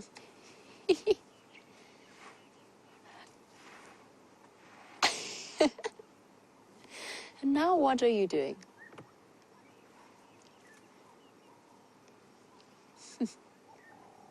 Dragging his heels and walking backwards, reversing. There's something, I've had a couple of sightings now around this road where the male calves in particular have provided us with extraordinary forms of entertainment. Now this little one with his first set of teeth is limited slightly. Oh yes, give that branch a good dust. dust off all that dirt. There we go. Now, he's limited in terms of what he can crunch and swallow and digest. But Lael, the other day we were watching an elephant munch away on a buffalo thorn, and you were just wondering what the largest, sort of in diameter, the largest stick, I suppose would be the best description, would be that an elephant can chew and digest. And obviously it depends on the size of the elephant. It also depends on the age of the elephant, because the older an elephant gets, and we've spoken a lot about this before, elephants go through 6 sets of molars in their lives, and that eventually is what leads to the end of an elephant, that eventually kills it, is they get to the point of their final set of molars. And as you know, elephants eat almost constantly. And once that final set is ground down, she's got a slightly floppy ear, then they can no longer chew and therefore digest as well as they could previously. So an old elephant will be limited as to what it eats, which is why they move to the softer riverbeds to eat foods like reeds and grasses that are just a little bit easier to and more palatable for them.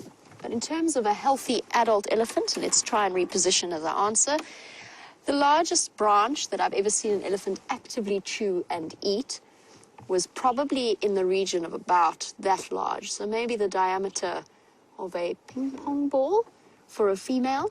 That being said, I did have a really strange sighting once with an elephant bull that usually when you watch an elephant with a branch that is larger than that, let's try and get up here, just turn around. When you watch an elephant bull with a branch larger than that, what they'll do is they will stick it in their mouths and then it will come out the other side, and what they're doing is just stripping away the bark. But in this particular sighting, the elephant was doing that. He was stripping the bark from a marula tree, but rejecting the bark, dropping the bark, and actually eating the heartwood. And that was a thick branch. That was about the size that he crunched his way through. So they are capable of eating larger meals or digesting larger branches. It's just quite unusual for them to actually bother when they could focus instead on the leaves and the bark. Where did this female go? There she is. She was a little bit unhappy with us in the beginning, so we'll let her have plenty of personal space.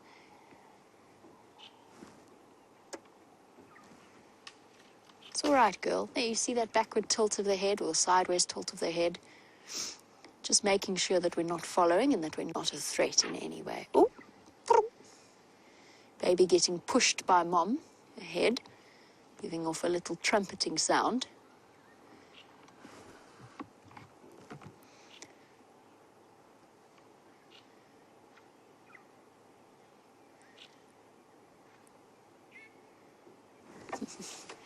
So, Sebosiso, the black mamba from Hammerkop, has been looking very carefully at the elephant's anatomy and was just thinking about how elephants are so much larger in comparison to the big cats, and yet their tails are so much shorter, and was just suggesting that the elephant's tails seem ridiculously out of proportion.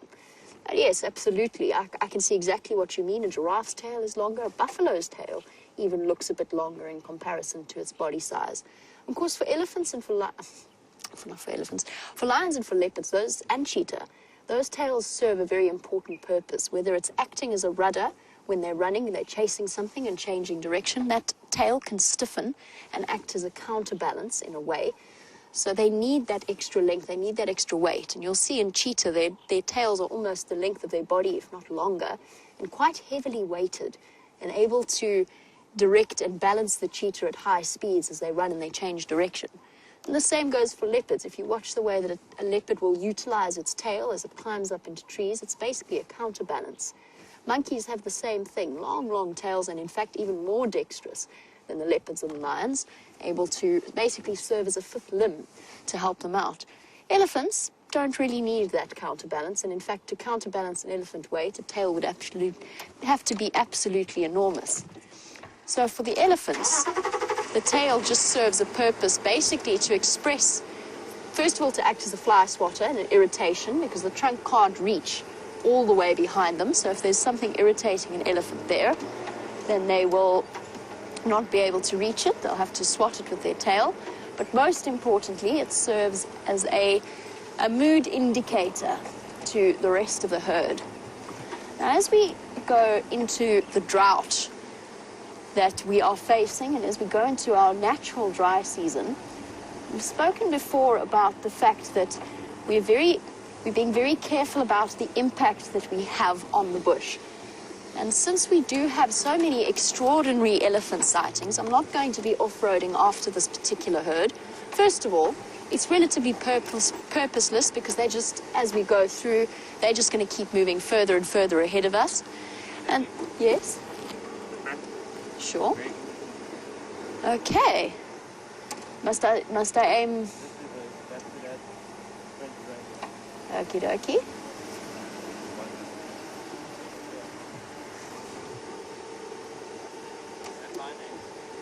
It could well be. This is where they were yesterday. Let me try direct us so that we can get it on camera. Where am I looking? Oh, yes, I see exactly where you mean. Yes. It's the path that the lionesses took up towards Buffelshoek Dam. Now, I said to you guys that I think that it was the smell of lions that was actually upsetting them. Now, I have already checked Buffelshoek Dam. I think that these tracks are from yesterday, when they walked through and a little bit towards Buffelshoek. So I think these are from last night, but well spotted for Wium. And I'm sure that that is what has caused the upset amongst the elephants. I think that's why they're so unsettled and upset. A very good spot by Wium, and in fact, as we drive through, I can actually smell the lions. One of them has defecated somewhere here. I'm working off a hunch. I'm hoping our leopard tracks are going to pop out somewhere here and that the elephants haven't walked all over them. While we continue that search, let's find out how James's wander through the bushes is going.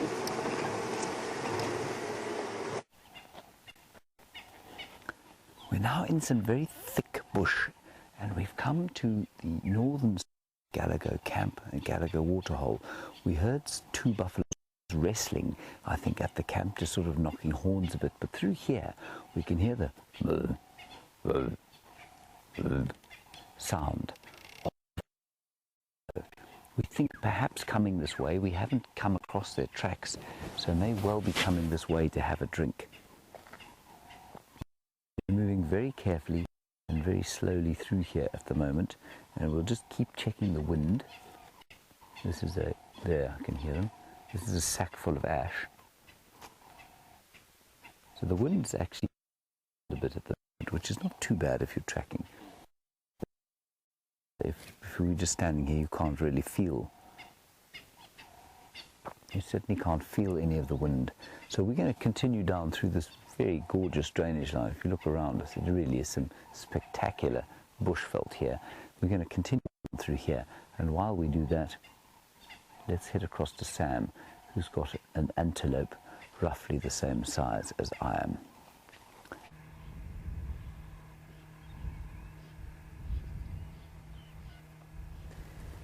Here we are with two steenbok. This is the one here. You can see it's a female.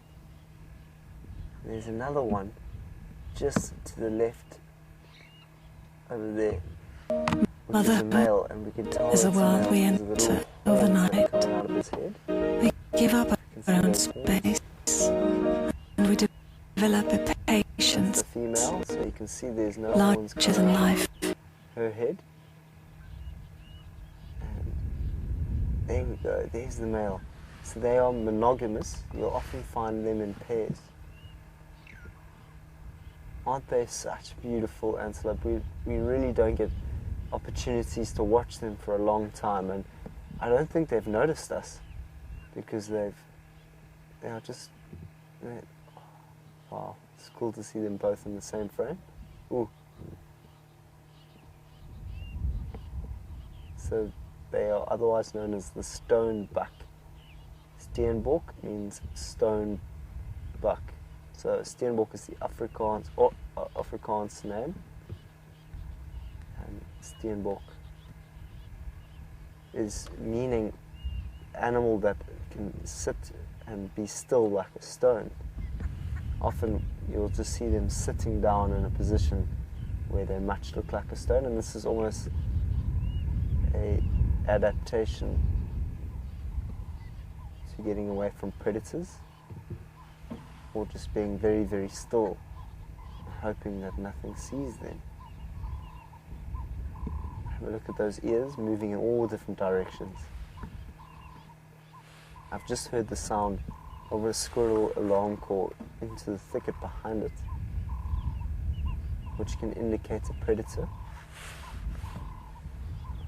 So these antelope will pick up on all the different sounds that are going on around here. They'll pick up on monkey alarm calls, squirrel alarm calls, and they'll get those ears out, those antennas out, to pick up any signal of these. There they are, they're still very close to the vehicle. There's awesome to spend such a lot of time with them. Now they've spotted us. Watch them run. That agility. There now. There they go. Wow. Sprinting off. Great camera work there. That was amazing. Spent quite a lot of time with two steenbok who are monogamous. So we are still on the open areas of Cheetah Plains. Just to let everyone know, you must write down African dusky flycatcher, because that's what it was in your bird list. African dusky flycatcher. That's number 41 for us. I was very, very excited to see that bird, because you can only really get the rare, like the ones that are difficult to find, when you're live. I've been with that bird at least twice. When I realized it was an African dusky flycatcher, and you go live, and as soon as you go live, it flies away. Literally 2 seconds before you go live, it flies away. So you can only really get those rare ones or the most difficult ones, when you are live. So that's really exciting. I'm very happy that we managed to get that beautiful bird. I've got a blacksmith plover just on the damn wall here.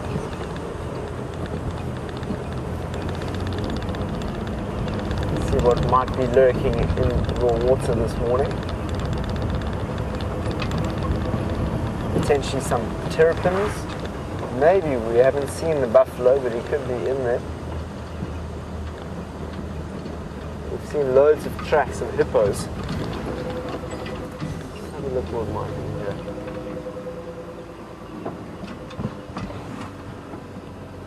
It's looking rather still this morning.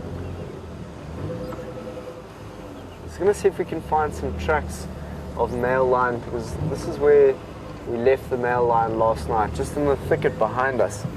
So we might be able to pick up the tracks of this male lion around here and begin to see if we can relocate or see what direction he's moved in, to give us a better idea of where we should go this morning.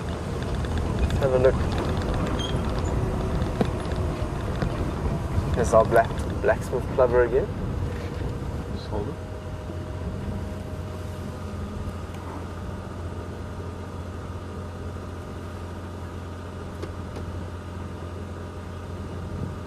Nice long black legs.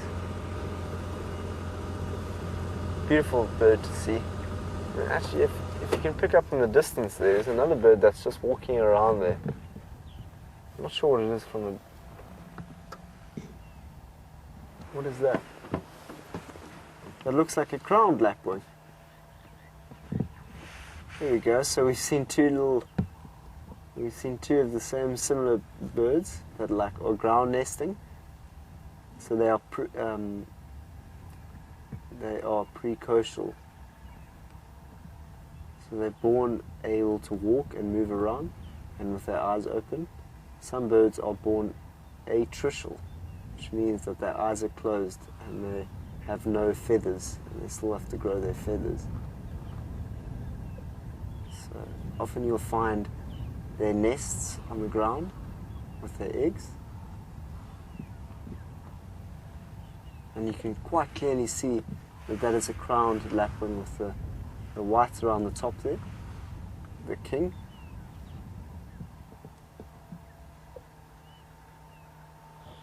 See, it's feeding. It looks like every now and then it dips down and gets something. I wonder what he's collecting there. Could be little seeds on the ground. That are 2 lapwings. And that's the sound of that one. So we know that the blacksmith. Last bird on our left here. Ringneck dove.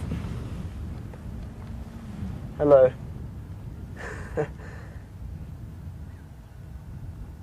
So we've seen 3 little birdsies down by the watering hole. We've seen 4 rather. African dusky flycatcher. So we're gonna now go back to those open. We're gonna go back to the open areas, and we're gonna go and see what we can find. Let's go to Jamei with the warthog.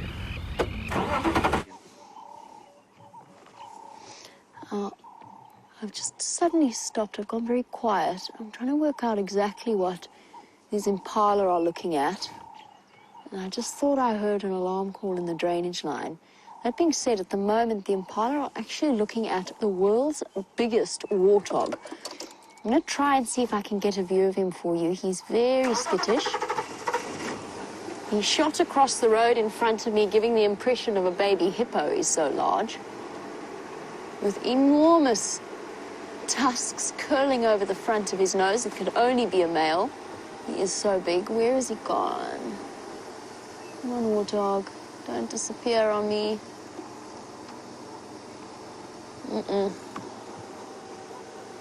Nope. Unfortunately, he didn't want to stick around, and I can't see exactly where he's gone. That warthog was probably in the reed. You got him. Oh, there he is.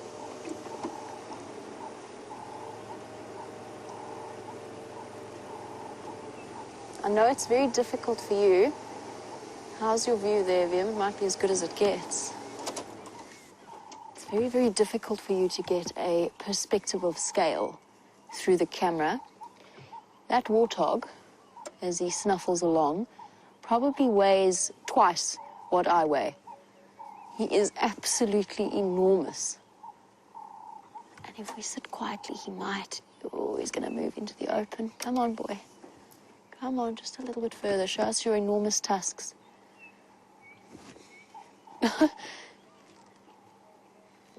He's actually scared of the impala. There he goes.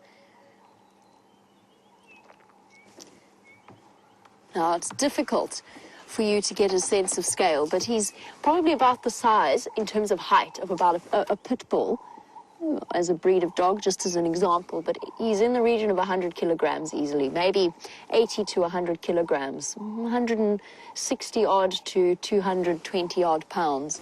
It is a big warthog, a very large warthog. And a warthog like that would cause even the most stoic of large male leopards to doubt himself in terms of tackling him. Tingana took down a warthog of a similar size not too long ago around Sandy Patch, so he's quite the expert warthog killer. But it comes at a very serious risk of injury. There he's disappearing off. You can see he's very skittish. He's not at all comfortable with us. But a warthog like that with sharp tushes, the bottom tusks, it's not the top tusks that one has to worry about, it's the bottom ones. Those are razor sharp and could do some serious injury. Well, depositing the remnants of his digestive process, all that is left of the roots and shoots and grass that he consumed at some point. Unlike the antelope species, he's not a ruminant, he's a hindgut fermenter, but like an elephant or a zebra. So that dung that he's deposited will be quite coarse, not everything will be digested. Very inefficient way of digesting his food. He's definitely disappeared. But an animal like that, incredibly fast and incredibly powerful.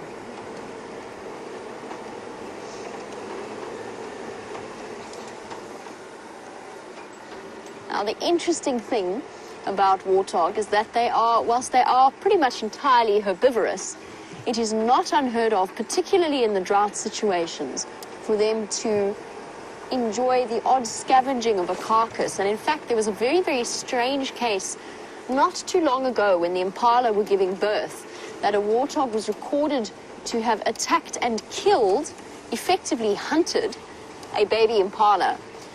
Just like their pig cousins, they can have a very wide and very varied diet. A lot of the animals show that level of adaptability. They could do it as well. And it's not just carcasses they feed on, but utilizing every aspect of the plant life out here. And Becky, you were wondering, do any of the animals chew on the bark like the white-tailed deer do on your side of the globe? And the answer is yes. Elephants, oh, actually, since we're here, I might as well give you a good example, since I can see a perfect demonstration of where this has occurred already. Now, I know you were asking about antelope, but here we have the evidence of the elephants coming through and stripping and actually killing this knobthorn tree. It looks like a knobthorn tree. The bark all splintered away. They would have used their tusks to gouge out the pieces that they're after. And the white-tailed deer in your area would be after the cambium layer, just like the elephants and the other animals out here that do exactly the same thing. The xylem and the phloem, basically transporting water and nutrients throughout the tree, and that bark is essential, which is why this tree is actually going to die. It no longer has its internal, essentially the plant equivalent of our circulatory system, our veins and our arteries. That's what the bark is to the trees. And yes, antelope, you just listen to why the squirrel is also shouting.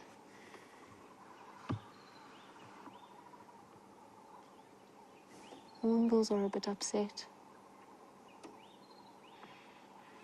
I just have a funny feeling there's a leopard hiding somewhere in here. But yes, antelope will do it as well. They will strip the bark, and I have even seen giraffe feeding on the bark of trees. Now let's head over to Bushwalk and have a look at one of these different creatures.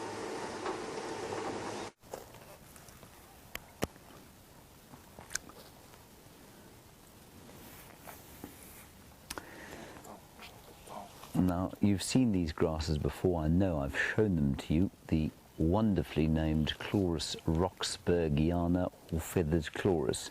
But what is interesting here is that we've got a number of them that still have their seeds or husks on them, and a number of them that don't. And the question obviously arises as to what, Bryan, has happened to the seeds of Chloris roxburghiana. Now here is an example. Here are the seeds. You can see the little seeds where my finger is pointing now. And on the seeds is an awn, and the awn is a sort of wing which will allow the seeds to be transferred by the winds to various other parts of this magnificent wilderness wonderland that we find ourselves in. There it is. But this particular piece of chloris has not got no seeds on it. And the question is, where's the seeds gone? I'll show you. Come over here.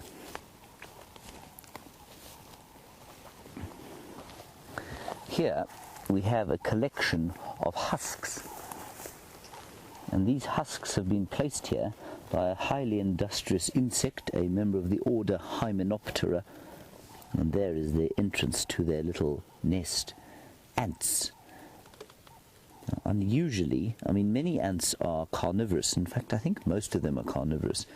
These ants are clearly herbivorous or granivorous. They eat grains, and they will dehusk and take the seeds down into their nest over there. And they've crawled up all of these grass stalks of Chloris roxburghiana, and they've pulled off the seeds, carried them back here, dehusked them, and then put them back into the nest. And I think that's remarkably industrious of them. And if you look through this whole sort of field that we have around here of this feathered chloris, you can see half of them are dehusked and de-seeded and the other half are not. And I think they're probably not around at the moment for two reasons. Firstly, a herd of buffalo slept here last night, and that could well have sort of squashed the nest. And secondly, it's still quite chilly, and so I suspect that these ants have not quite decided to come out yet. They'll probably wait for the sun when it's a bit warmer and their bodies can warm up and they can move a bit quicker, and they'll be out in force collecting the seeds of Chloris roxburghiana. Right, I'm speaking at this slightly subdued volume because we have heard a herd of buffalo around here. You like that, Bryan? We heard a herd of buffalo. They're funny.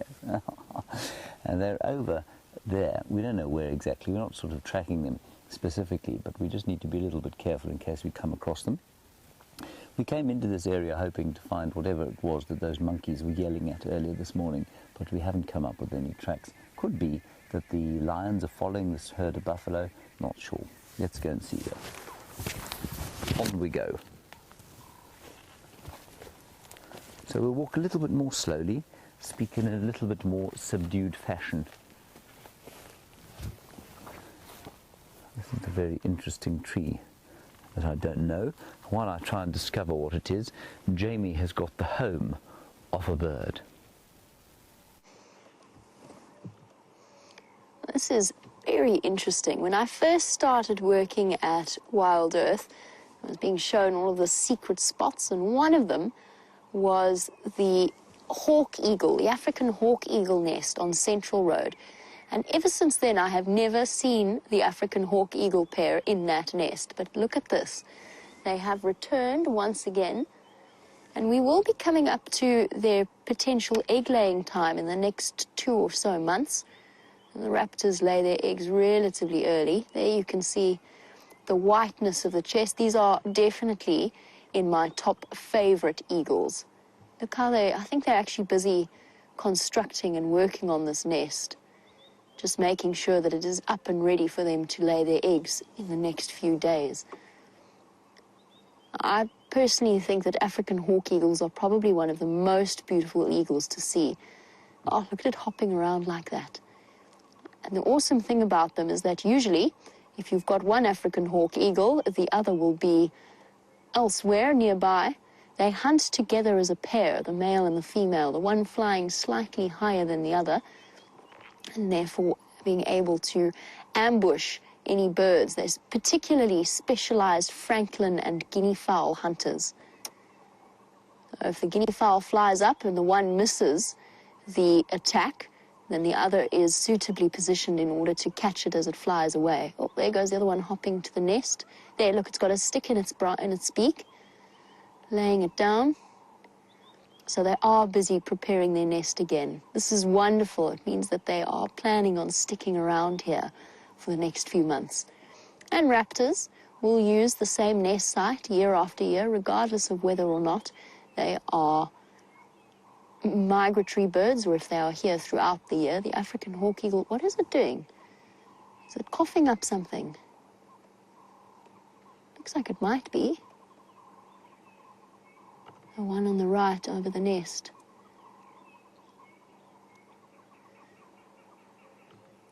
Could be getting rid of a pellet, just like owls sometimes do.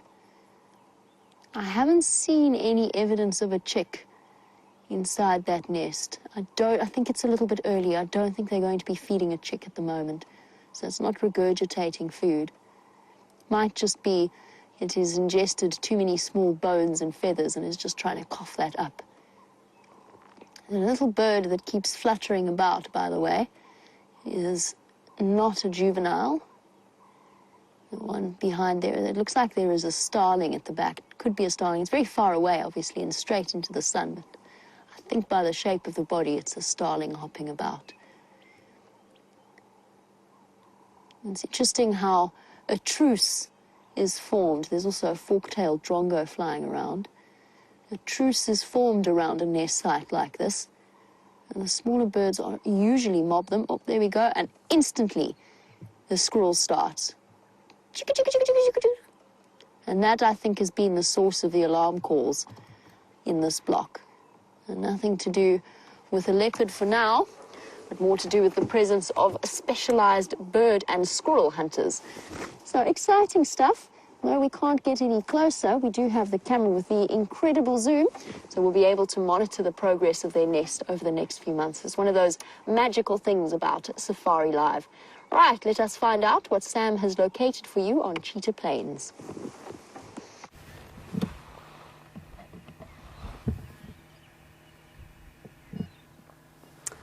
We are back on the Cheetah Plains and we are now looking into the distance of the Mala territory, and we can just see those wildebeest that we saw earlier. Well, not earlier, yesterday. We saw those wildebeest sitting out on the Cheetah Plains area. We were sitting with the youngster, and there's the youngster. It's just gone next to the mother there. And so it's a few of them. It's a big herd of wildebeest that are moving around these open areas, and why they like the open areas is exactly what we saw last night. We saw a male lion coming from probably not far away from where they are right now, came out of the bushes, and all the wildebeest got up onto their feet and started barking, or grunting rather. That's the right sound that they make. They started grunting at a lion. So that is a huge indicator of why they like the open areas, because they can see the predators as they come out into the open, and they can grunt at them, and that will help all the other species from zebra to giraffe also locate that predator. So the more eyes, the more ears, the more safe it is out here to be a herbivore. So they would have migrated all the way from Cheetah Plains down there to Mala. It's not like one of your great migrations, but it's nonetheless a big walk that they made. And what you are seeing now is actually very far away from us. This camera is able to zoom in and help us see exactly what's going on from afar, which is it's just incredible really, and better, because then you can really depict behavior better in terms of what they're doing and how they interact with each other. Sometimes when we're on our vehicles and we see them, their behavior is so that, that they're interacting with the vehicle in terms of, being nervous, grunting and that sort of stuff. Most of the time wildebeest won't do that with our vehicle, but they'll still look at the vehicle. Whereas here we are sitting at a distance, watching them as they graze the short grasses of the plains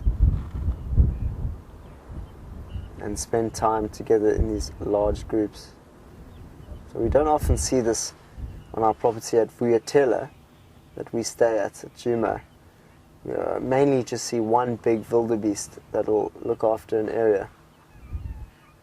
And the reason why we don't see these big groups is because we don't have those big open areas on Wium.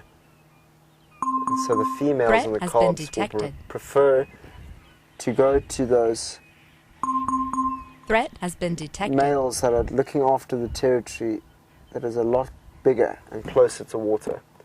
But we're going to carry on, see if we can pick up any leopard tracks or potentially see something else might be walking out into the bushes. With that, let's go and get on our feet and see the bush with James.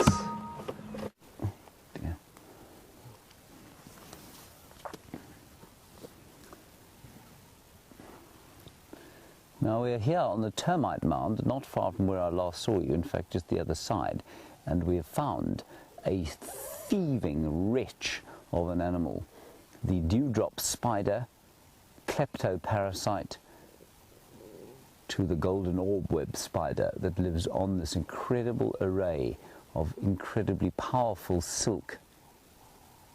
And that thing was just stealing, I don't know if you can see, Brian, can you see them both? No, it moved. So the dewdrop spider has moved, but there's a fly just above it. And that fly has been caught in the golden orb-web spider's nest. Here it goes. It's approaching the fly now.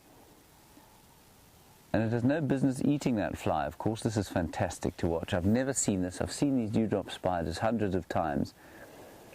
That fly is caught in the web of the golden orb-web spider, and we'll show you her vast size just now. She is completely unaware that her breakfast is being stolen by the pilfering little wretch that is the dewdrop spider.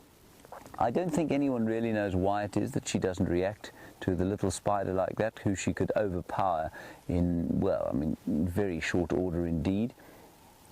And maybe it is that sort of very shiny mercury back that you can't see where you are. I can see it where I'm sitting. It's like it's like a mercury drop on the back of the spider. Maybe it reflects light at an angle such that she can't understand what it is, or perhaps it is that it looks like water and therefore she doesn't react to it. But you can see there that the fly, which has very thankfully been caught by the spider, is now being eaten by the kleptoparasite. I think that's brilliant.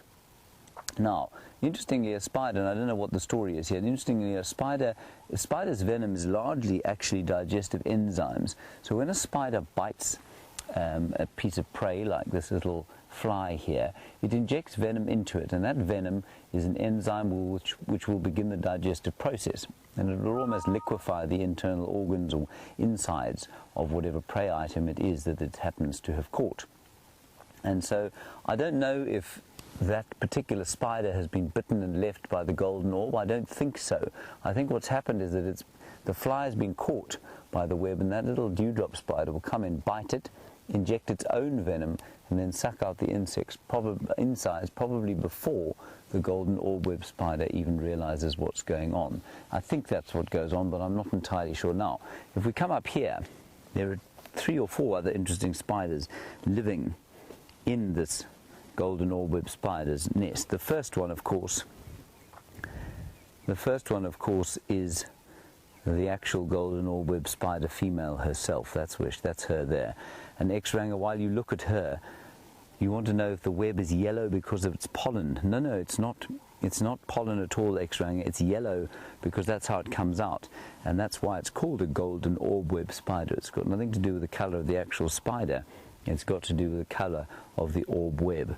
So that is the owner, builder, and real estate manager of this entire area. She does everything on this web, and she basically has to look after a whole suite or community of creatures.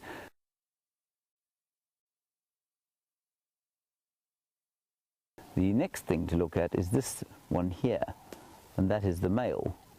And there have been so few golden orb web spiders this year because we haven't had a lot of rain. Normally they're as common as you like around every bush, as Bryan was saying when they were at Thorny Bush. He said that you couldn't walk behind a tree without having one crawl over your face. They're totally harmless to people, but because we've had such a poor rainy season, we haven't seen them much. And so that's the male there. I think there's another male.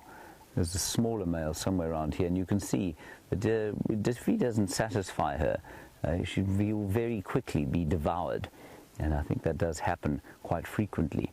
And whatever she eats, and interestingly I think probably much larger normally than that fly that is currently still being eaten by that kleptoparasite, whatever she eats she wraps up and she puts in this line of husks, and you can see here what she's eaten. I'm going to remove the bottom section, which is not going to harm her, I promise. And what that does, I think that line is a deterrent to things like birds, which she couldn't eat, but which will get absolutely hammered or tied up in this web. Here is what she's eaten. She's eaten flies. These are all the exoskeletons of the things she's eaten, containing the chitin, which is the exoskeleton. And so she sucked out the insides and then wrapped up all the chitin and exoskeletons, legs and wings in this sort of I guess what would you call it, Bryan? A sausage of a sausage of skins, which will stop, I think, birds flying into this web. Absolutely amazing. There are 5 or 6 different dewdrop spiders on here, and let's just have one last look at this one here. The first one that we looked at, it's still, in fact, it's now properly in the process of being eaten by the kleptoparasite. Bryan? James? I bet you're not sad to see that fly in there. No. No. Are you? No, I'm really happy. It makes me feel good that the fly has met its end, because They've been very trying this year.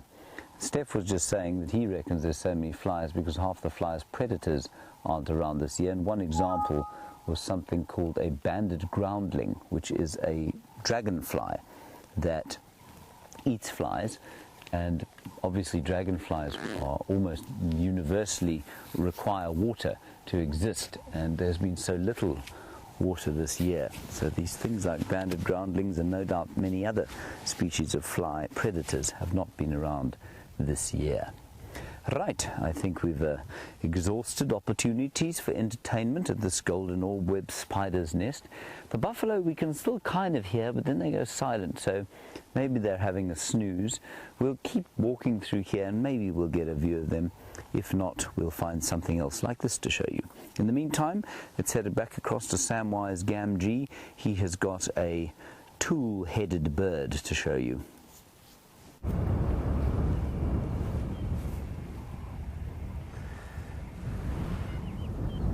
Have a look at the Hammerkop, which in other words means the hammerhead. Look at that. Now we've got a perfect profile, side-on profile of that hammerhead. Is he about to jump down? Ooh, splash. This is how we wanted to see him. He's going to be wading into that water there. With his feet, he'll try and push out any frogs or fish that he can see, and then there we go, gets it. So potentially we might just see him eating a frog now. Let's give him a few seconds to see if he finds anything as he wades. So what I mean by wade is that he uses his legs to just kind of wash the water around his feet, and that's when he helps him feel for any insects or bugs that might be down there, frogs, fish. So we might just get a really good example of that, and the profile that he had, or that he just had now. There he goes. Obviously didn't see any frogs or fish around there. That was very cool to see the Hammerkop. So that was actually the first time that Dave's seen one. So I've seen one or two.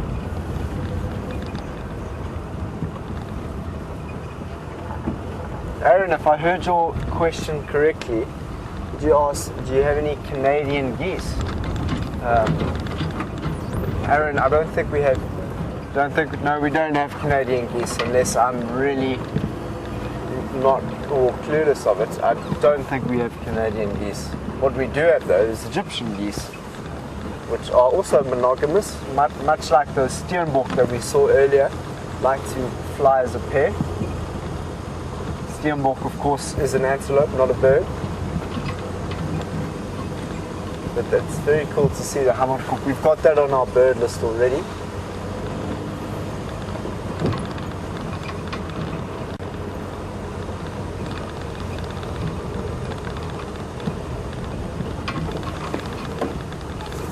So Rachel's question is, it seems that a few of the smaller animals are monogamous.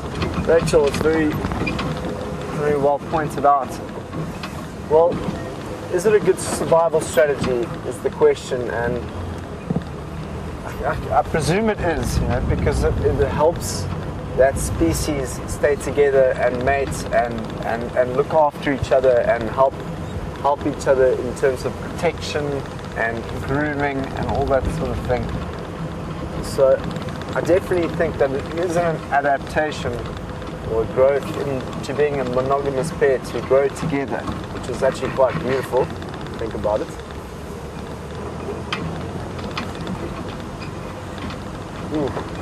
But while we go looking through this thick bush, so we've come out of the open areas and now we're going deep into the thick brush. Maybe we'll find some more new birds, which I'll be very happy for, but maybe a leopard, who knows. At the moment, let's go and find Jamei. While she's looking through the bush, she might have just found a kudu. Here's an animal that is perfectly at home in thick, dense vegetation. Isn't he absolutely magnificent? A male kudu in his absolute prime. Look at that. The emblem of sand parks is the spiraling kudu horns. You can see how thick his neck is. Oh, you can even see there's injuries behind his ear. He's got scratches there that could well have come from a fight with another kudu. I'm just going to let him walk behind us a little bit, and then we'll turn around and we'll try and get another view of him. Oh, look at the power of that animal. It is a huge antelope. Those muscular legs capable of clearing a 6-foot jump without even having to think about it from a standing start. Now, an animal like that is surely royalty of the antelope. Let's try and get one last view of him. I think as we go backwards, he's probably going to run from us. And those spiral horns, particularly of this male, would probably be enough to intimidate any rival. There would be very few out there that could match his strength and size. And much like Nyala, kudu would sooner display to other males rather than fight. This will be our last view. I think he's going to keep moving away from us. See that the thick beard at the bottom of his neck? All a way of making himself look big and scary rather than risking physical injury by coming into physical contact with another male. Beautiful widespread horns, 2 twirls, coming up to 3, which is the maximum for a kudu bull. He's actually got about 2.5 twirls. Oh, a little bit of undignified drool there.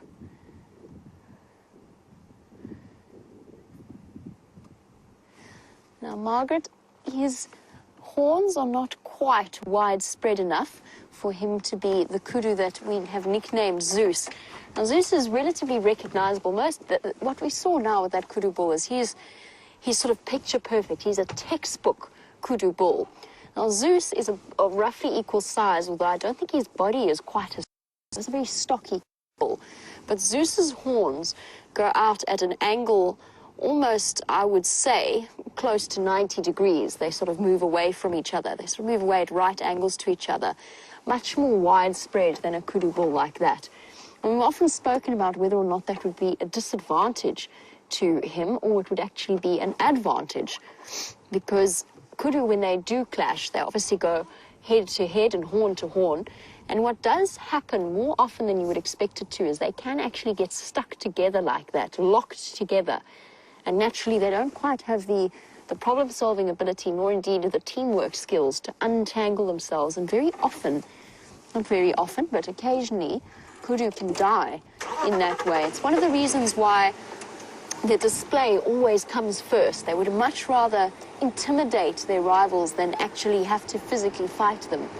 It's exactly the same thing that Inyala do when they do their slow dance.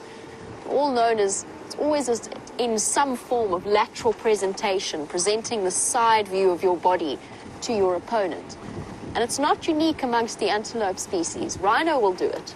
When they come into contact with each other, they'll size each other up by walking sideways next to each other. And leopards will do it as well. Unlike lions, lions will go straight into a fight. They don't mess around, they don't hang around. But leopards will actually sort of move side to side next to each other, particularly males growling and trying to intimidate with size and strength rather than an actual display of that strength. So whilst that was not Zeus, that kudu would certainly be a physical match for one of our favorite kudu characters. I haven't seen Zeus in quite a long time, but I have been on leave, so it doesn't mean anything. He could well still be hanging out in his usual area. And it's one thing that I think that taking a job at SafariLIVE has taught me is recognizing individual animals that I might not usually distinguish between the different individuals, like Zeus or like the buffalo bulls that we see. And what I've found is that it's actually given me a deeper understanding of the way in which these animals' home ranges work. That will change. It will change as we go into the drought and as they're forced into different areas for access to resources, food and water. But it's still been an interesting journey and an interesting discovery, because Zeus generally hangs out with he's one of 5 kudu bulls regularly seen around Impala Road all the way east to Voyatela main access. That bull that we saw could well have been one of them, but he really is I would say one of the largest, not in terms of horn size, in terms of body size, one of the largest kudu bulls that I've ever seen. And I've seen kudu before. I said that they are capable of jumping 6 feet from a standing start.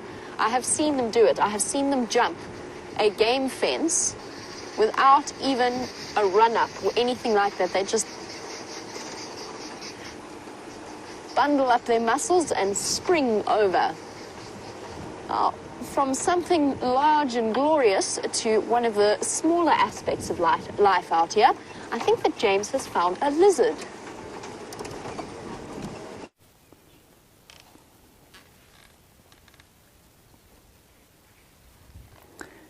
There was a skink. Oh, there he is, Brian. He's on the other side there, on the left. Can you see him? Yep. There's a skink there, everybody. Fantastic little lizard. Trying to find something nice to eat on this log. That's fantastic. Still got him there. Mm-hmm. There we go. I just had to take a picture of him. Beautiful. And I don't know what kind of skink he is, but he's just, as Steph said, hunting the log. So he's walking along the log, trying to find something to eat. We did see him find a fly and devour that. Well done, clever skink. Eat as many flies as you can. And because we're standing totally still, he's just kind of getting on with his day.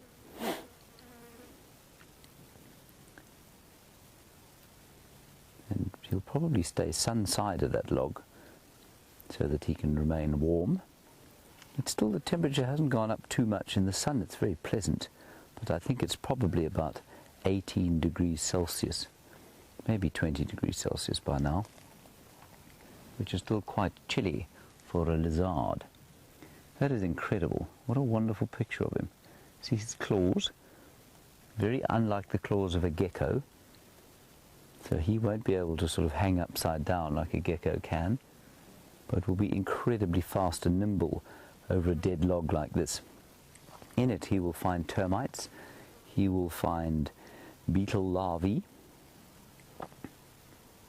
he will probably lay his eggs, or if it's a she will lay her eggs at some stage. I think this is just wonderful. Perfect.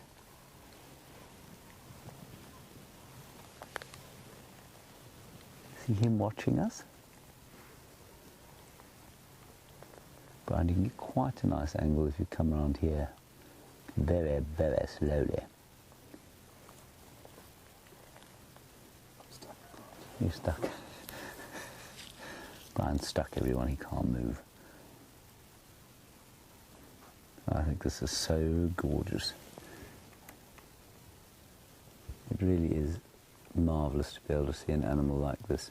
So kind of, I mean, he's not rare, I don't think. But to see them in this kind of environment where they're not afraid of us, not running away, is brilliant.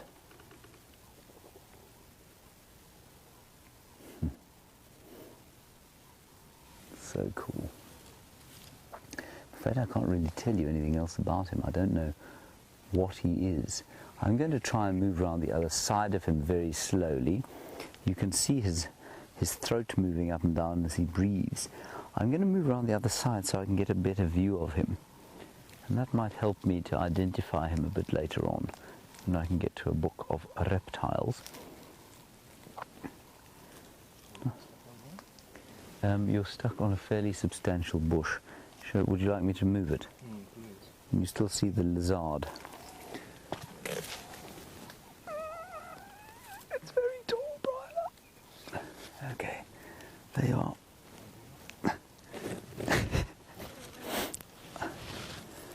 We're just going to move very slowly around him, everyone. I'm now holding a substantial tree out of Bryan's way. So I'm so very strong, Bryan. You see that? Oh, I can't touch this. You'll have to take my word for it. Okay.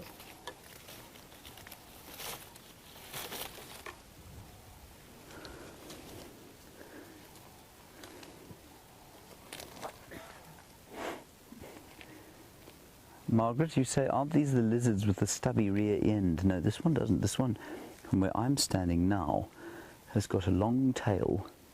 He's got a sort of charcoal flank, and he's got a longitudinally striped back, also charcoal, but two very distinct white stripes running down each side of his back. Bryan, try and come over this side. It is the most amazing sight. I think he's had a very good breakfast. That's a very small, if you duck 1 inch, you'll get underneath that. There we go. Oh, don't move. I mean the lizard, I don't mean you.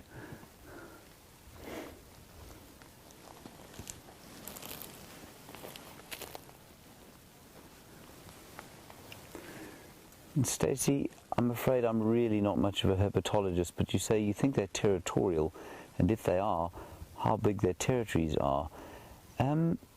Stacey, I think you'd probably find his territory would be in the vicinity of this dead tree. So he's on a dead log, which in turn has come off a very large dead knobthorn tree.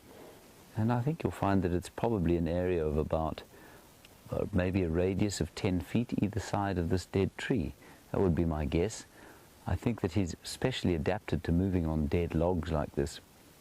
And so, you know, for him to move across land terrestrially to another kind of area where there's a pile of dead logs, I think would probably be quite difficult for him.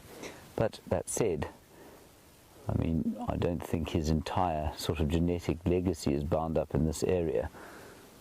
So I doubt all of his ancestors came from somewhere around here. So it's a very good question. I don't know. That would be my guess. Isn't he fantastic?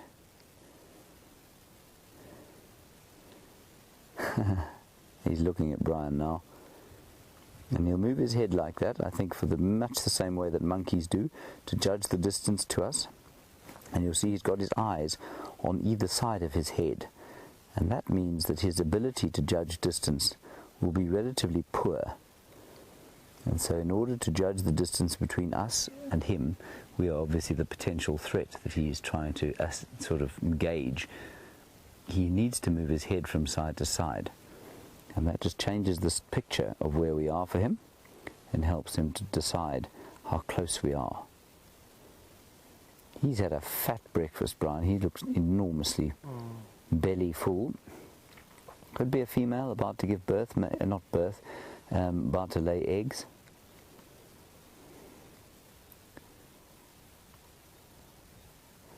Definitely going to try and find whatever this thing is.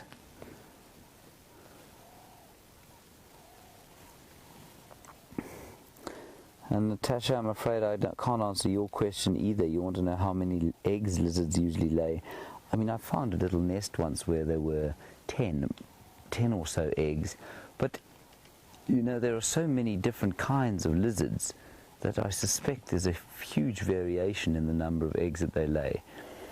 I would suspect that they lay proportionately far fewer than something like a crocodile, which can lay tens of, I think up to 100 eggs. Maybe even more, and probably proportionately less than a turtle. But I don't know. I'm guessing wildly here, Natasha. I'm definitely going to have to go and do some research. If nothing else, this little lizard has provided me with an indication of my own ignorance.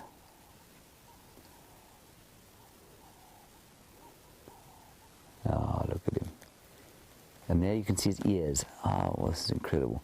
Bryan, I don't know if you can, if he turns his head the other way, just behind his eyes is the ear opening. just above his right leg. And I can hear the buffalo behind us as well, but they're a long way behind us. And WildEarth girly, I think you were thinking that that might be a tick on the side of his head. It isn't. It is definitely his ear opening. So he will be listening to me talking nonsense about him, thinking, no, it's not really true. I don't have a territory at all. I'm really good over the land. But I think you'll find that those legs are especially adapted to living on the uneven surface of a rotting piece of branch. He is a very special fellow. I think we should be able to identify him when we get home with the field guide, because he is fairly distinctive with those white stripes or light brown stripes down his flanks.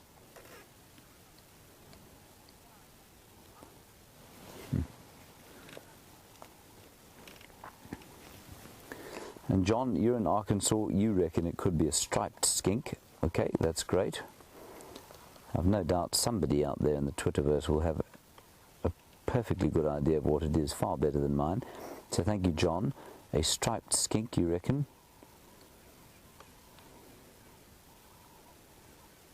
Brilliant. Bryan is now sitting only about 1.5 meters from him, so that's about 4 feet, maybe 5 feet. And skink is not reacting. I think he knows something's up though. And he'll be able to scuttle off at a great speed now, given the amount of sun that he's had on him. His physiology will be pumping. So should he need to escape, he will be able to very easily. Look at the way he's breathing.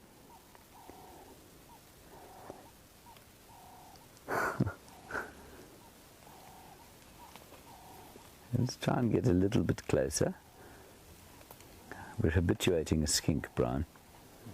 Some can habituate leopards. You and I. We can habituate skinks. There he goes. That was an amazing sighting. I'm going to have to go and do some research on skinks. Thank you very much for all of your questions on him. And Bryan, you say striped skink. Oh, I can see him moving across the ground now. He's not too appalling on his feet, but he's going off into some more cover and possibly to another dead log. Incredibly fast, amazingly quick. Brilliant. Thank you very much. Well done, Bryan. Good job. So we can hear the buffalo still, or a buffalo, calling way in the distance up there. I don't know, they may well be moving off sort of to the north. Anyway, we'll turn around this area and quickly have a look in this hole here. AJ, you want to know if those skinks can drop their tails. I'm 99% sure they can, yeah. So were you to touch the tail would fall off, squirm about the place, and he would run away. Now, the only reason I'm approaching this hole with quite such confidence is that I've seen Steph walk past it already. So I don't think anything's going to come bustling out.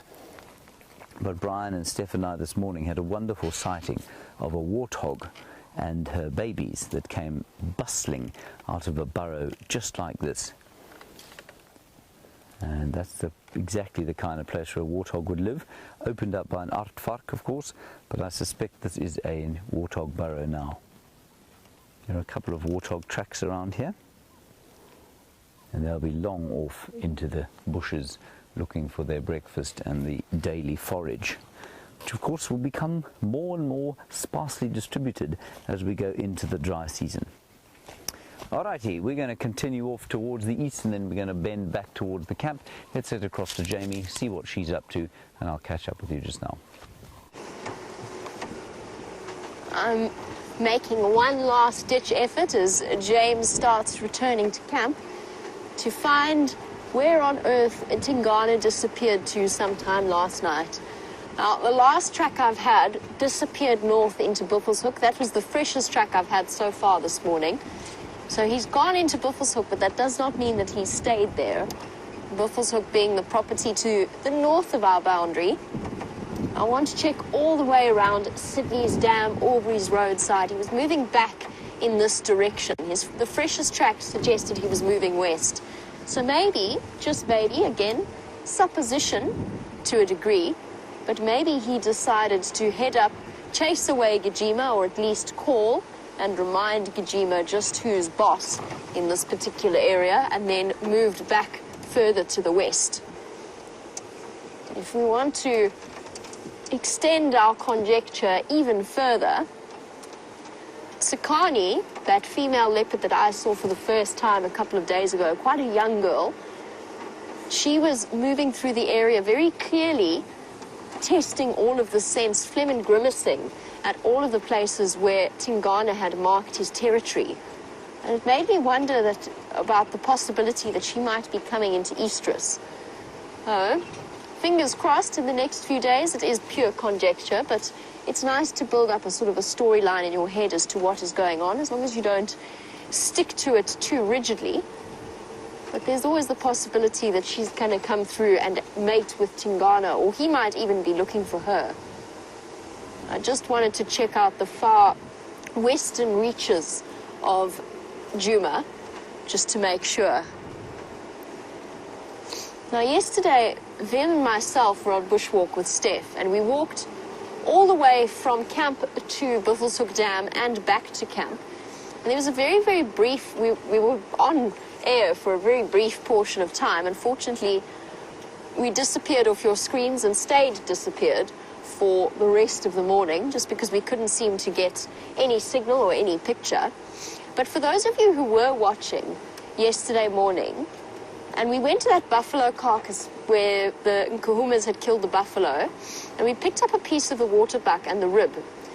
Now, I'm not sure how many of you thought this was some kind of camera fault or something had gone wrong, but you may have noticed a complete bright pink tinge to, and I'm not talking like old blood or anything like that. I'm speaking neon pink around the waterbuck skull and around the rib cage that we were looking at. And apparently it's something that's been seen once before with Scott and a buffalo skull. Now, my guess was that it was some kind of bacteria or some kind of almost lichen, so a bacteria, algae mix that was on that buffalo skull, or maybe even a fungus. But if any of you out there, and I know that we've got some incredible viewers with extraordinary knowledge, if any of you out there might know what would turn an old bone bright pink, bright pink, if you know specifically perhaps the type of fungus or the type of bacteria, I would absolutely love to know about it. I've been trying to look it up, but we've been struggling a little bit with internet and phone signal over the last few days. So I'm reaching out to your resources around the globe. If you could tell me what you think made that bright pink color, I would love to hear it. It's interesting, it's fascinating. And we picked it up and we sort of handled it for a while until Steph pointed out that perhaps that wasn't the most sensible idea in the world, since we have absolutely no idea as to what caused it and just how dangerous it might be. But yes, please send that through. If you do know what it is, you can always do that on hashtag SafariLIVE on Twitter, or email through to questions@wildearth.tv. Let's see if we can't figure it out. I'd love to learn a bit more. I assume it is some kind of microscopic creature that is in the process of breaking down what remains of those bones and essentially recycling the final portion of that animal and returning its nutrients to the overarching ecosystem. Interesting. I'd love to know what you think it might be.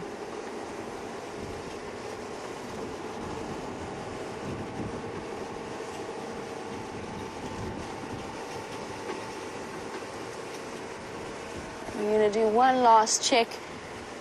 I've been trying to follow all of the paths that Tingana tends to walk in this area to see if he hasn't popped out somewhere here. So far, the last track's gone into Buffelshoek.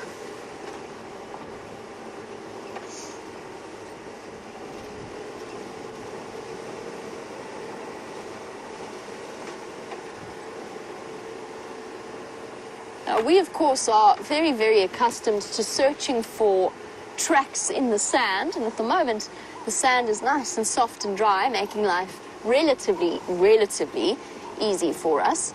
But, Brian, you are curious to know whether or not we as guides could track in the snow, and whether or not we ever have. And I've never tracked in deep, deep snow. I have done it before when I was at university in the UK, on one of the odd occasions where it snowed properly and didn't just sort of turn into grey sludge half an hour later. I went tracking through the fields and I tried to follow deer, and then I eventually managed to track down a bird that was hiding out near a frozen riverbed. So I have tried it before, and yes, it is entirely possible, as long as you don't have fresh snow falling on top of it, which would clearly make it difficult, just like for us when the wind blows and it obscures the tracks. Or, for example, where a herd of elephants walks through and walks on top of all of your tracks at the same time. So, Brian, yes, we could do it.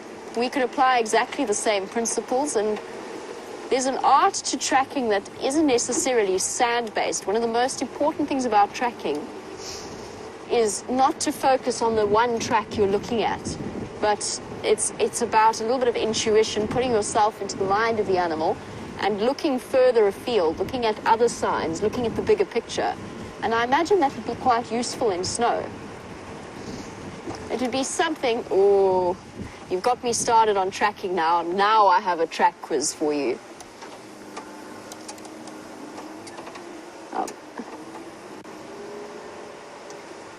James, Richard, you were asking for a track quiz earlier.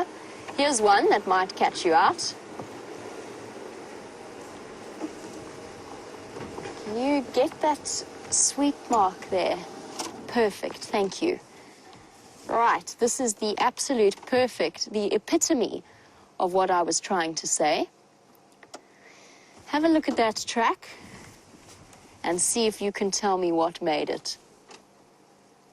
And we'll do a scan of the surrounding area around it. Let me jump out. This particular question has caught me out before. I got it eventually, but in a tracking assessment, it was a question that was asked of me. Now, I don't want to mess anything up. I don't want to obscure anything. This is fresh. This is a fresh track. And if we look around it, look and see what you can see all the way around. This whole area is relevant, right up the bank, and I'll explain to you why it's relevant. All the way along the bank is also important. So I'm looking at this sweep up the bank, and it stops here. So this part is not part of this track. It's a sweep mark. Let's see if you can figure out what made that track. Sometimes thinking outside of the box... Oh, sorry, Wium. I'll just walk straight into your shot. Sometimes thinking outside of the box is what you need to do when exploring different tracks and different possibilities. And oh dear, I'm lost in a jumble of cables. Here we...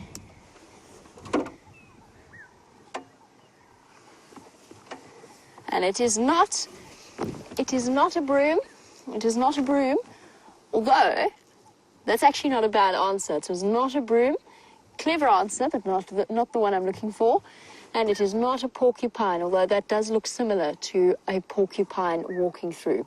Let's head over to Sam, find out what he's doing. You can think on the answer.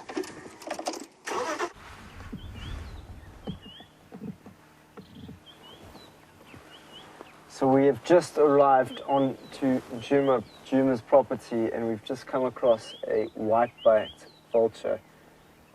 Incredible shot of this vulture standing on a dead knobthorn tree.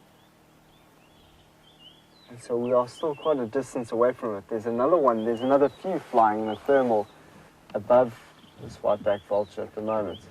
Let's just see if we can see any. There's another one over there.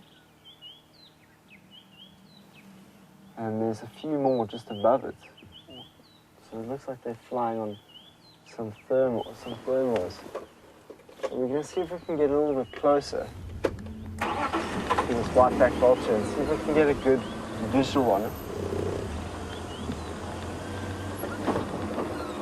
So vultures can tell us many different things. So potentially there has been a kill in the area.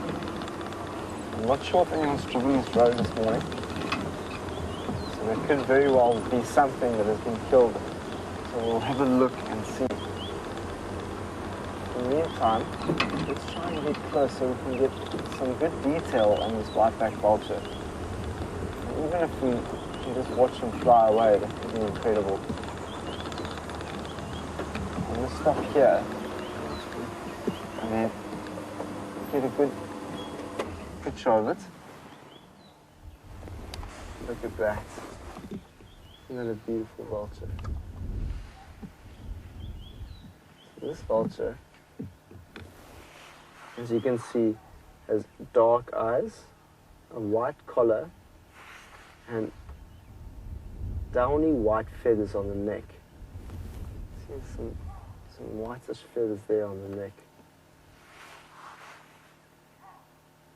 Oof, what's that sound? Can you hear that? That was an alarm call. Where's that coming from? That way. So something's going on here. The vultures are around, and now there's an alarm call. So I'm pretty sure that that was a monkey alarm call. So there's something in the thicket here. Just next to it there's another starling in that tree. Have a look. Potentially it is a clay glossy starling. Just while we listen to that alarm call again.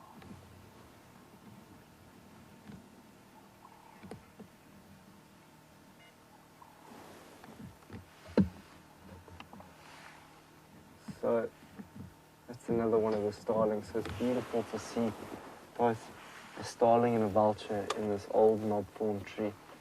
Now we've got 1, 2, 3, 4 vultures circling above us. 5. There could be just 6, 7. There's more than that. It's incredible to watch. Something's going on here. Let's see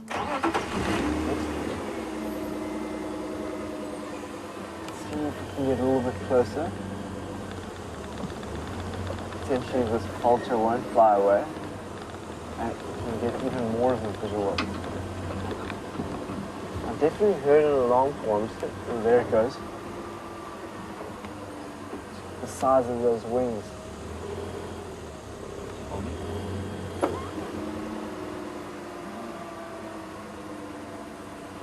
Alright, so vultures are right here. Great camera work there. See what we can find just over the horizon here. What are these wild-backed vultures? From vultures to spiders, let's get on a walk with James.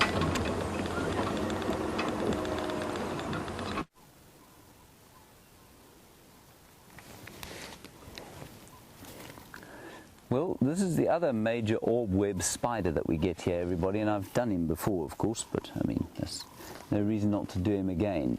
This is a garden orb web spider, and I suspect you get a number of different species of them, but so they probably, you know, the garden orb webs that we see belong to a certain genus, and this chap, you can actually see his spinnerets. Those spinnerets are the sort of I guess almost prehensile sort of openings that he has on his abdomen there, or she has on her abdomen. That's her, and that's how she basically makes this incredible orb web. Now, X-Rang, you were asking about the golden orb web and the yellow sheen that is on that web. This garden orb web does not have the yellow sheen. You can see it's plain white. And much like the golden orb keeps that larder of shells, so this garden orb creates what we call a stabilimentum here. And the stabilimentum is in order to probably stabilize the web to some extent, but I think largely to stop animals that will destroy the web but which are too big for it to eat flying into the web. The other thing that you can see, Bryan, if you come really in close, you can probably see the fangs or the pedipalps, which are not the same thing. You can see the pedipalps are those kind of translucent orange bits on the front of the mouth. Can you see those?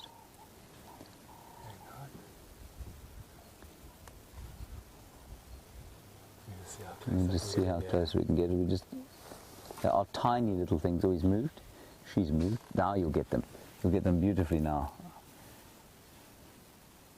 See, they've got little hairs on the end of them. Those are the pedipalps, and those will be used to feed things into her mouth. And her fangs, with which she will deliver the venom into her prey, will be just underneath those. I'm going to come around the other side there.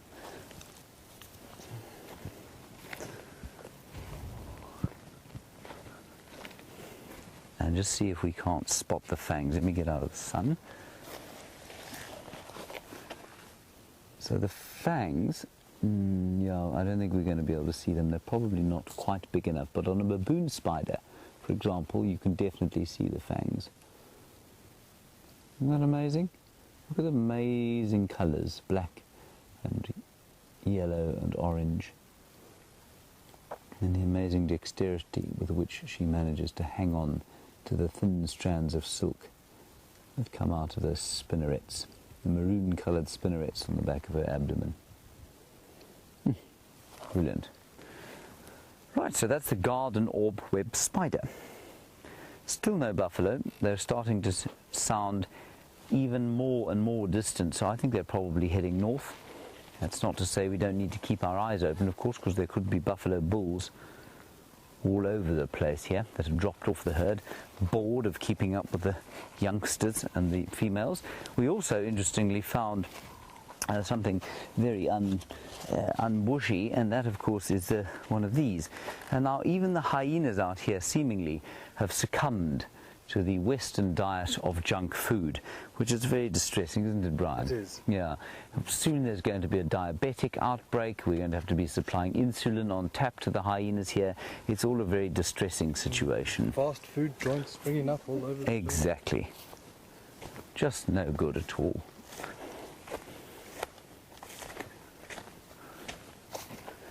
Well, as Bryan and I contemplate the strangeness of the hyena's diet and the fact that all things will change in the face of Western culture, let us head across to Jamei, who is at Sydney's Dam.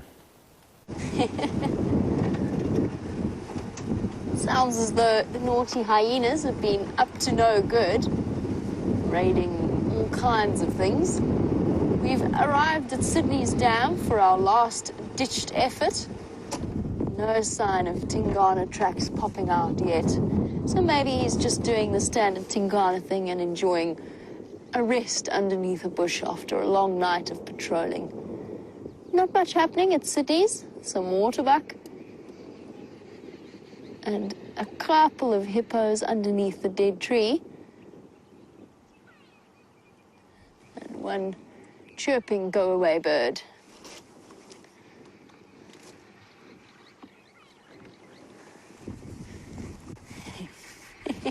So we've got some answers to the tracking quiz that I've suggested. It's not hippo whiskers, which is a good, interesting answer, and it does leave a sort of a similar swipe. It is not ants, and it is not, although ants was also, you guys are thinking very clearly. You're giving really well thought out answers, but they're not quite what we're looking for in this case. So not hippos, not ants. The ants' trail would have extended further. It would have had a particular start and a finish. A hippo whisker trail would have left, you would have seen the tracks of the hippo. Their legs are not that long and their heads don't extend that far away from them. That's why I circled the area around it. I wanted you to know that all of the information you were looking for is there. Now, unicorn, I cannot prove that it was not a unicorn, but I think it's safe to say that it probably wasn't. I think now it's time to give you the answer, and I'm trying to think about the best way to do it because I've moved on from that area. You guys are too quick for me. Kiara, you've got it absolutely right. I was going to give you a clue and say that the climactic conditions of the day were quite important in that factoring in the answer.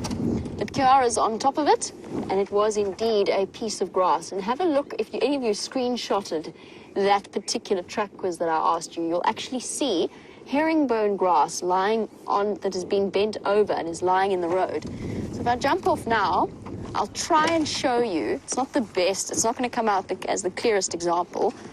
Let's try and uncable myself again. But this is probably going to be the best spot to try and demonstrate exactly what I mean. Oh, let me not be in the sun's way. And the soil is a little bit coarser than it was there, but essentially that sweep, it's not going to show through because of the stones, but essentially that sweep was caused by grass blowing backwards and forwards. So it was blowing in a direction and then bouncing back. And we've come to exactly the wrong soil type, so you'll just have to take my word for it that that is what caused that sweeping tracking motion in the grass, was by the grass. And in that case, if you wanted to know the type of grass, it was a herringbone grass, because it sort of looks like the backbone with the ribs of a fish. Sorry, that was not the clearest example, but unfortunately we're just in the wrong place for a demonstration. Oh, goodness. There we go. So that was what was responsible. It was the, hold on, Pogonathria squirrosa grass. So the bush full of secret signs and sounds, including that call of the go-away bird, which Sam has found for you.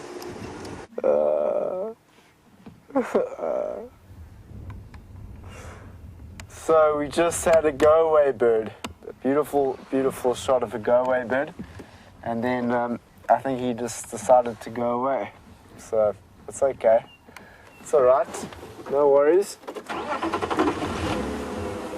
Beautiful go-away birds. They will often alarm call at us when we... There he goes. So he's not going away anyway. He's just going to come back, give us another reposition. There we go. So he just jumped back into frame. And this is the bird that'll often tell us to go away when we are on foot. And the sound goes like this. Go-wee, go-wee. There's another one there.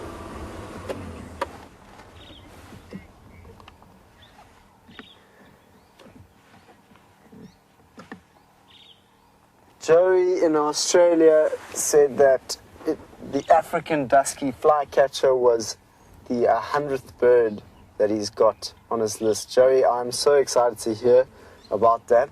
I'm starting to realize more and more that birds is the one thing that I'm super, super interested in, and trying to find more of them is going to definitely be something I want to take on into the future of the guiding around here. So it's been a very birdie morning. Really enjoyed looking for the different birds around Cheetah Plains and now Vuyatela. I've had a fantastic morning, Dave. Thank you for being on camera and getting those beautiful shots. We shall see you for the sunset safari. And James is still walking around that bush. I'm not sure where he is, but let's go and see what he's up to. See you later.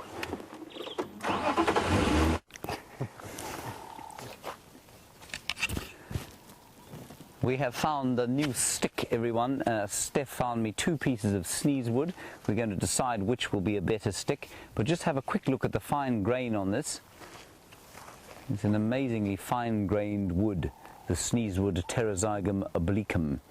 On that note, we're going to greet you a fond farewell from the bushwalk this morning. Thank you, Bryan. Thank you, James. Thank you, Mystic Boer. There we go. And we will see you this afternoon at 3 o'clock. Stay safe and happy wherever you are. Bye-bye. And last thing, as we... Oh, hold on one second. I think Wium spotted the tracks. I was about to show you a snake skin, but let's just see what Wium's seen. Between the kudu. Oh yes, I see exactly what you mean. Let's have a look. Oh, that's him. Wium's, That's right, there you go. Wium's a genius. And we come to the end of our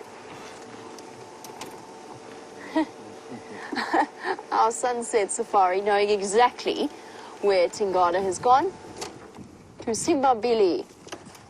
So, spent the morning following this leopard. He has led us on a merry dance through all kinds of terrain. He probably walked somewhere in the region of 20 kilometers last night, which is in miles about, what's that, 12, 14 miles, 14 odd miles.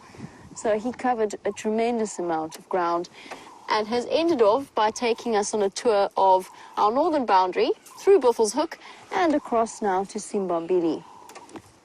And you know what the worst part of this is that his tracks are actually on top of most of the car tracks. So he walked on top in this particular area. He probably walked here first thing this morning. Just one of those things of live wildlife filming. Last thing that I wanted to show you. Wium has been on form this morning, and he's actually spotted this snake skin. Now, the only way for us to really tell, it's one of the smooth-scaled snakes. So that could be anything from a bush snake to a cobra, a smallish one. In terms of length, it's almost complete. We just don't have the shape of the head, so we can't tell what it is. This bit's stuck together a little bit. But extending about, what's that, about 40 centimeters. Beautiful.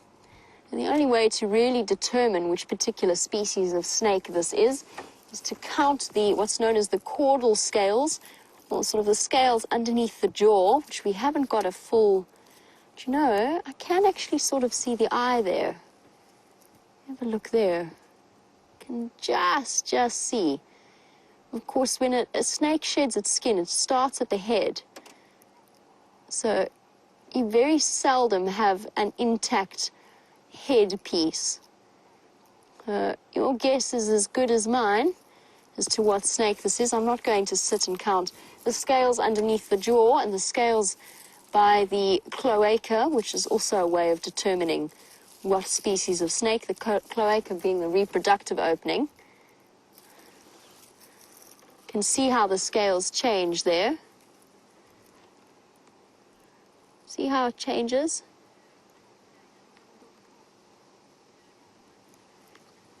And thank you very much, as we'll abandon our snake skin. I have a tendency to collect them and pop them in my car, because when you take snake skins to a city, it's actually a way of scaring people away from breaking into the car itself. A bizarre little method, but it so far has worked out relatively well. I'm going to drive away from Tingana's tracks because they're making me quite sad. But a very big thank you to Curious One, who has sent through the answer to my question about the bright pink that was covering the carcass, or the remains of the bones of that carcass. And Curious One tells me that it is a naturally occurring bacterium that has gathered there. So thank you so much for that. You did actually give me the name, but I couldn't quite hear it.